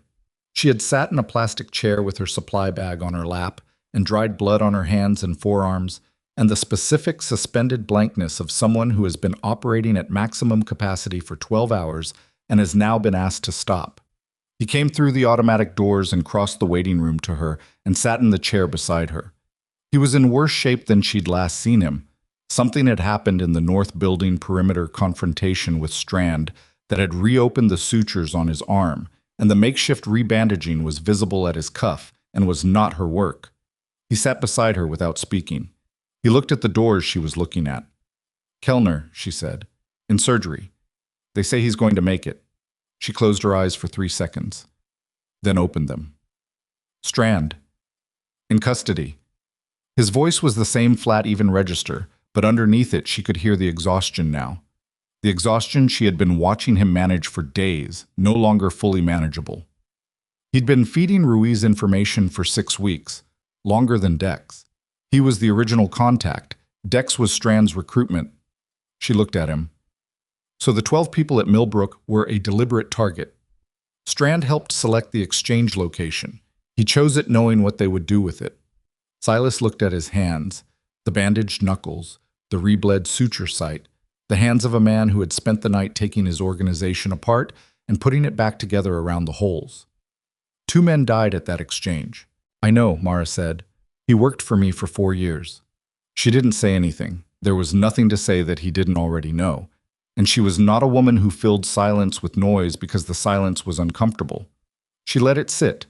She let the weight of 4 years and 2 dead men and Kellner in a surgical suite sit in the plastic chairs of a hospital waiting room at 8 in the morning, and she sat with it beside him, and that was what she had to offer, and she offered it without apology. After a long time, Silas said, Ruiz got out of the city. We know which direction. Are you going to find him? Yes. She nodded. Is that the end of it? He considered this with the seriousness he brought to questions that deserved it. The Varela operation in this region is finished. Creston is dismantled. Without Ruiz running the command structure, the remainder falls apart into individual crews that can't coordinate at the level they'd need to threaten the north side. He paused. The war is over. But Ruiz? Ruiz is a debt, he said simply. That's different. Mara looked at the surgical suite doors. She thought about debts, the specific moral weight of them, the way they accumulated interest in a world that ran on different accounting than the one she had grown up inside. She thought about 11 years of treating animals that couldn't afford proper care, and 3 attempted robberies, and 1 fire, and Clement who snored at the foot of her bed, and the conversation she had not yet had with Silas about what came next. You should get your arm looked at, she said, by an actual physician, while we're here. I'll survive. That's a low bar. She stood. Come with me. He looked up at her. There are doctors in this building, she said. Let's make use of them. Then we'll wait for news about Kellner. Then, she paused. Then we'll talk. He stood. He was taller than she registered in moments when she was not specifically noticing his height, and the morning light coming through the hospital windows was not flattering to either of them, and he looked at her with the expression she had been collecting, the unguarded one, the one that had no performance in it, and she looked back at him without looking away. Then we'll talk, he agreed. Kellner came out of surgery at 10:47. The surgeon told them he would recover fully with time, that the bullet had done damage that was serious and repairable rather than serious and permanent, and that the next 72 hours would be the critical window, and he was expected to pass through it without complication. Mara listened to this with her arms crossed and her eyes on the surgeon's face, reading the confidence in it, and found it sufficient. She went in to see him when they allowed it. He was pale and medicated and awake, barely, his eyes at half-mast and his breathing the deep, drugged rhythm of someone the anesthesia had not yet fully released. He saw her and something in his face shifted, recognition, and under it, the specific relief of someone who has been uncertain and has now received information that resolves the uncertainty. "Hey," he said. "Hey," she said. She sat in the chair beside his bed. "You did good. You said I was fine." His voice was slow, careful around the medication. "In the car. I said you were going to be fine." She looked at him. "I was right." The corner of his mouth moved. "My sister's going to—" "She doesn't need to know the details. She needs to know you're recovering. That's what you tell her." She leaned forward. "She's going to have a very competent brother for a very long time. That's the information she needs." He looked at her. His eyes were drooping. You're not what I expected." "Nobody is," she said. "Sleep." He slept. She sat with him for a few more minutes, watching the monitors, cataloging the numbers the way she cataloged everything. Systematically, without attachment to the preferred outcome, just accurately. The numbers were good. She let herself feel that. She sat with the feeling of it the way she'd sat with the fear in the car. Present, real, not performed. Then she went back out to where Silas was waiting. They did not talk at the hospital. They drove back to the penthouse in the first light of full morning, the city coming to ordinary life around them. Delivery trucks, and early commuters, and a woman walking a dog that reminded Mara with a specific chest-level pang of Clement, who was with Tomas's family and reportedly eating too much and sleeping on furniture he was not supposed to be on. In the elevator, Silas said, "Rocco is at the hospital with Bato. He'll be there most of the day." "Good," she said. "The penthouse will be quiet." "Good," she said again. They went up. The doors opened. The main room looked in the morning light like what it was, a space where something had happened, where the ordinary function of living had been interrupted by violence and then resumed imperfectly, chairs not quite where they belonged, a window cracked, the particular disordered quality of a place still in the process of deciding what it was going to be next. Mara set her supply bag down. She looked at the room. She looked at Silas. "Sit down," she said. He sat. On the couch this time, not the chair, which she noticed and did not comment on. She went to the kitchen and made coffee the way she had learned to make it here, with the machine that Rocco operated by muscle memory and that had taken her 4 days to understand. She brought 2 cups and sat beside him, not close, but in the same territory, in the specific proximate distance of 2 people who have been through something and have not yet figured out where the boundaries reset. She held her cup. She looked at the cracked window and the city beyond it. "I'm going to reopen the clinic," she said. He looked at her. "Not this week. Maybe next week. Tomas and Pris are ready. I've been talking to them." She paused. "The front entrance is already fixed. You told me that weeks ago." "Yes," he said. "I'm going to go back to work." She turned and looked at him directly. "I'm a veterinarian. That's what I am. It's what I've been for 20 years, and it's what I'm going to be when I'm 70 and can barely see the suture line." "I know," he said. "I'm not going to become something else." She held his eyes. "I'm not going to become whatever you might need me to be, or whatever this—" She gestured, a small, precise movement that encompassed the penthouse and the operation and the last 10 days, "might eventually require. I'm going to stay what I am." "I know that too," he said. He set his cup down. He looked at her with the expression she had been accumulating, and it was steadier now than it had been in the hospital or the warehouse or the supply room doorway. Steadier because they were not in a crisis, because there was nothing to manage in this moment except the truth of it. "I never wanted you to become something else." "Then what did you want?" she said. He was quiet for a moment. Not the managing silence, the real one, the silence of someone actually considering. "I wanted—" he started and started again, which was the most human thing she had seen from him, the stumble in the sentence. "When I looked for you after the clinic, when I came back." He paused. "That was not a strategic decision." She looked at him. "I know," she said. "You should have let me go," he said. "That night. You should have taken the money and called the police and let whatever was going to happen, happen." "Probably." "Why didn't you?"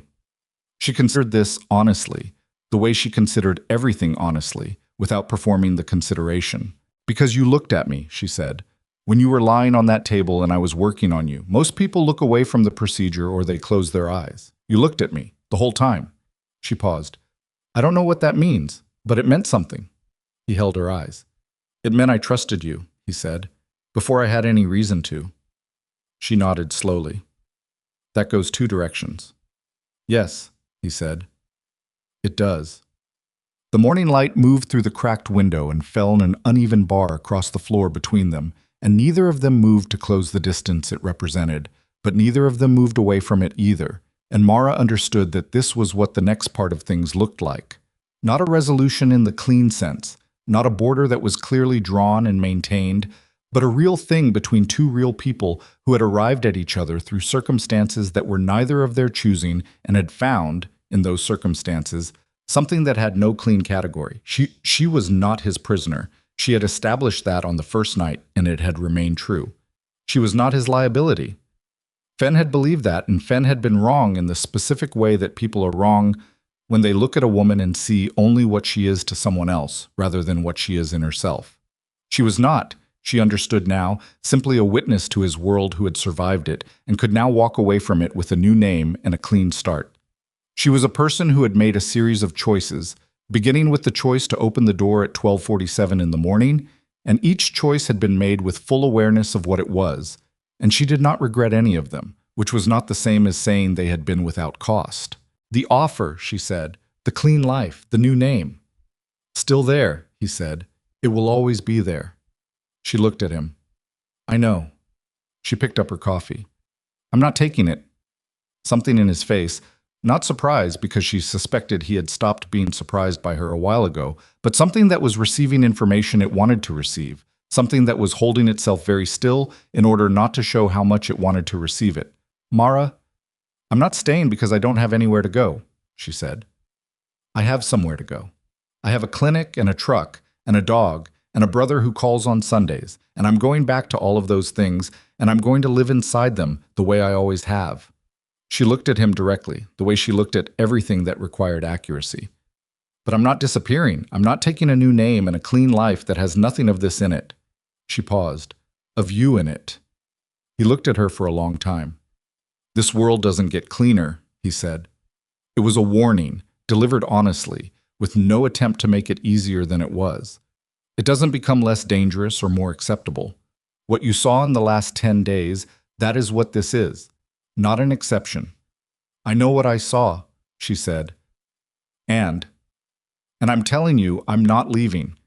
The city was fully light now. The cracked window let in a thin line of November air, cold and real, carrying the smell of exhaust and distance. Somewhere below them, 50 stories down, the Southside Veterinary Clinic was waiting for her with its ancient X-ray machine and its hand-painted mural and its linoleum that had now been cleaned twice in a month.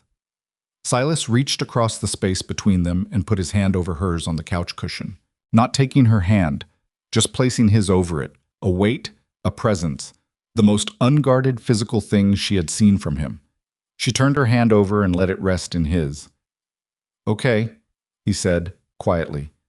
"Just that." She nodded. "Okay, woke up." 3 weeks later, the clinic reopened. Mara stood outside it on a Tuesday morning with a cup of coffee from the cart on the corner and looked at the front entrance. New glass, clean frame, the small decal of a paw print that Tomas had put in the lower corner of the original years ago and had replicated exactly on the new installation. The hand-painted mural was unchanged. The ancient X-ray machine was in its room. Clement was at home on the bed, where he lived now full-time and without apology, since Mara had quietly stopped pretending there were rules about it. Chris arrived at 8:55 and unlocked the door without ceremony and flipped the sign from closed to open, and that was that. The first patient of the day was a gray tabby named Lemon, brought in by a teenage girl whose jacket was too thin for November and who had found the cat behind a dumpster and was very concerned and had no money. And Mara treated Lemon, who had an upper respiratory infection and a minor ear situation and would recover fully with medication. And she charged the teenage girl nothing and explained the medication dosage twice and wrote it down on a card with the clinic's number and said, "Bring him back in 2 weeks." The girl said thank you 3 times and left, and Mara looked at the closed door behind her and felt the specific, uncomplicated rightness of a person doing the thing they are meant to do, in the place they are meant to do it. Bato was out of the hospital. He was walking with a cane that he would likely need for 3 months and discard out of stubbornness before that. Kellner had gone home to a family. Mara had not known he had. Parents, an aunt, a neighborhood in the southeastern quarter of the city where he had grown up and where people apparently knew his name, in the way they know the names of people who came back when they didn't have to. He called Mara from the hospital the day before his discharge and said thank you, and she said you're welcome, and there was a pause, and he said she had good hands, and she said she knew, and they both laughed, which was the first time she had heard him laugh, and it was a good sound. Rocco came to the clinic on the 4th day it was open. He did not have a pet. He sat in the waiting room among the cats and small dogs, and one very old tortoise named Senator, and waited until she had a gap between appointments, and then he came to the back where she was finishing a chart. Bato sends his regards, he said. Tell him to do his physical therapy and not skip it. He's skipping it. Tell him anyway. She looked at Rocco. He looked the same as always, contained, competent, the surface intact. But there was something slightly different in the set of it, something fractionally less defended, and she thought she knew what it was. You okay? She said. Getting there, he said, which was honest in the way that Rocco was honest, without elaboration, without performance. He wanted me to tell you. He paused. He said you talked to him, at the warehouse, about choices. I talked to everyone, she said. He said it helped. Rocco looked at her steadily. That's all. She nodded. She looked at her chart. The clinic has a board up on the storage room door that's been there for 3 weeks and I can't get anyone to fix it. Do you know anyone who does carpentry? Rocco looked at her for a moment. Then, I know a man. Send him Thursday, she said. He nodded. He stood. He looked around the back room, at the supplies and the labeled shelves and the protocol card on the inside of the storage door that she had brought from the penthouse because it was good work and she had not wanted to leave it behind. He looked at that card for a moment. Silas asked me to check on you, he said. I know, she said. Tell him I'm fine. He'd hear it better from you. She looked up from the chart. Rocco was watching her with the particular attention of a man who has known his employer for 11 years and has developed, over those 11 years, a precise understanding of what he needs and an intermittent willingness to advocate for it. He knows my number, she said. Yes, Rocco said. He does. He left. Mara sat with the chart for a moment. Then she set it down. She looked at the protocol card on the storage room door, the one she'd written in plain language so that untrained people could read it under stress, the one she'd made because the situation required it, and she had been the only person available to make it. She thought about the night she had shot a man in the leg in a medical room while Price breathed steadily on his cot, and the night she had worked on Bato for 53 minutes with no surgical team and no proper OR, and the skills of a veterinarian and the determination of a woman who did not know how to fail at the thing directly in front of her. She thought about Silas's hand over hers on the couch cushion, just the weight of it, just the presence. She picked up her phone. She sent a text. 4 words. Clinic is open. Good. His reply came in 40 seconds, which told her he had been waiting for it. Good, he wrote. And then a moment later, Thursday. Can I bring something? She smiled. Actually smiled. In the back room of the Southside Veterinary Clinic on a Tuesday morning, alone with a chart and a labeled supply shelf and the protocol card she'd written for people who needed clear language under pressure. Coffee, she wrote back. And none of your people. Just you. His reply took longer this time. She imagined him with the phone, in whatever room he was in, reading it twice the way he read everything that required accuracy. Agreed, he wrote. She put the phone down. She picked up the chart. She finished the note in the clean, precise handwriting that 19 years of practice had made automatic, and she set it in the completed stack, and she went to the waiting room to call the next patient. Senator the tortoise watched her pass with the ancient, unimpressed patience of a creature that has already outlasted everything it started with and expects to outlast everything coming, and Mara paused for one moment beside his carrier and looked at him, and he looked back at her, and she thought, yes, that's about right. She called the name on the next chart. The morning continued. The clinic was open. Outside, the city moved in all its ordinary noise and complexity, And somewhere in the north side of it, a man who had spent 9 years making the most dangerous calculation available to him every single day had put his hand over hers and said, "Okay," and meant it as a beginning rather than a conclusion. The war was finished. The debt of Ruiz remained. She understood that it would be settled in ways she would not be present for, and had made her peace with the limits of what she knew and what she needed to know. The Varela Syndicate was dismantled, its infrastructure gone, its command structure broken into pieces that could not reassemble at the scale that had made them dangerous. The North Side held. Mara had not become something else. She had become more of what she already was, more certain of it, more clear about its edges, more willing to defend it with whatever she had available, which had turned out, in the end, to be more than she'd known. She was 41 years old, and she had cracked linoleum and a mural she loved, and a truck with a cracked mirror, and a dog who snored, and a brother who called on Sundays, and a clinic that was open on a Tuesday morning in November. And she had a man who was coming on Thursday with coffee, and she had her own 2 hands, which were steady. She had always had her hands. She had always been steady. The rest of it, the darkness, the choices made inside it, the life she was building on the far side of 10 days that had rearranged everything. She would carry the way you carry anything true, not lightly, not without the weight of it, but forward, always forward. The door opened. The next patient came in. Mara Voss looked up from the chart, and she was ready.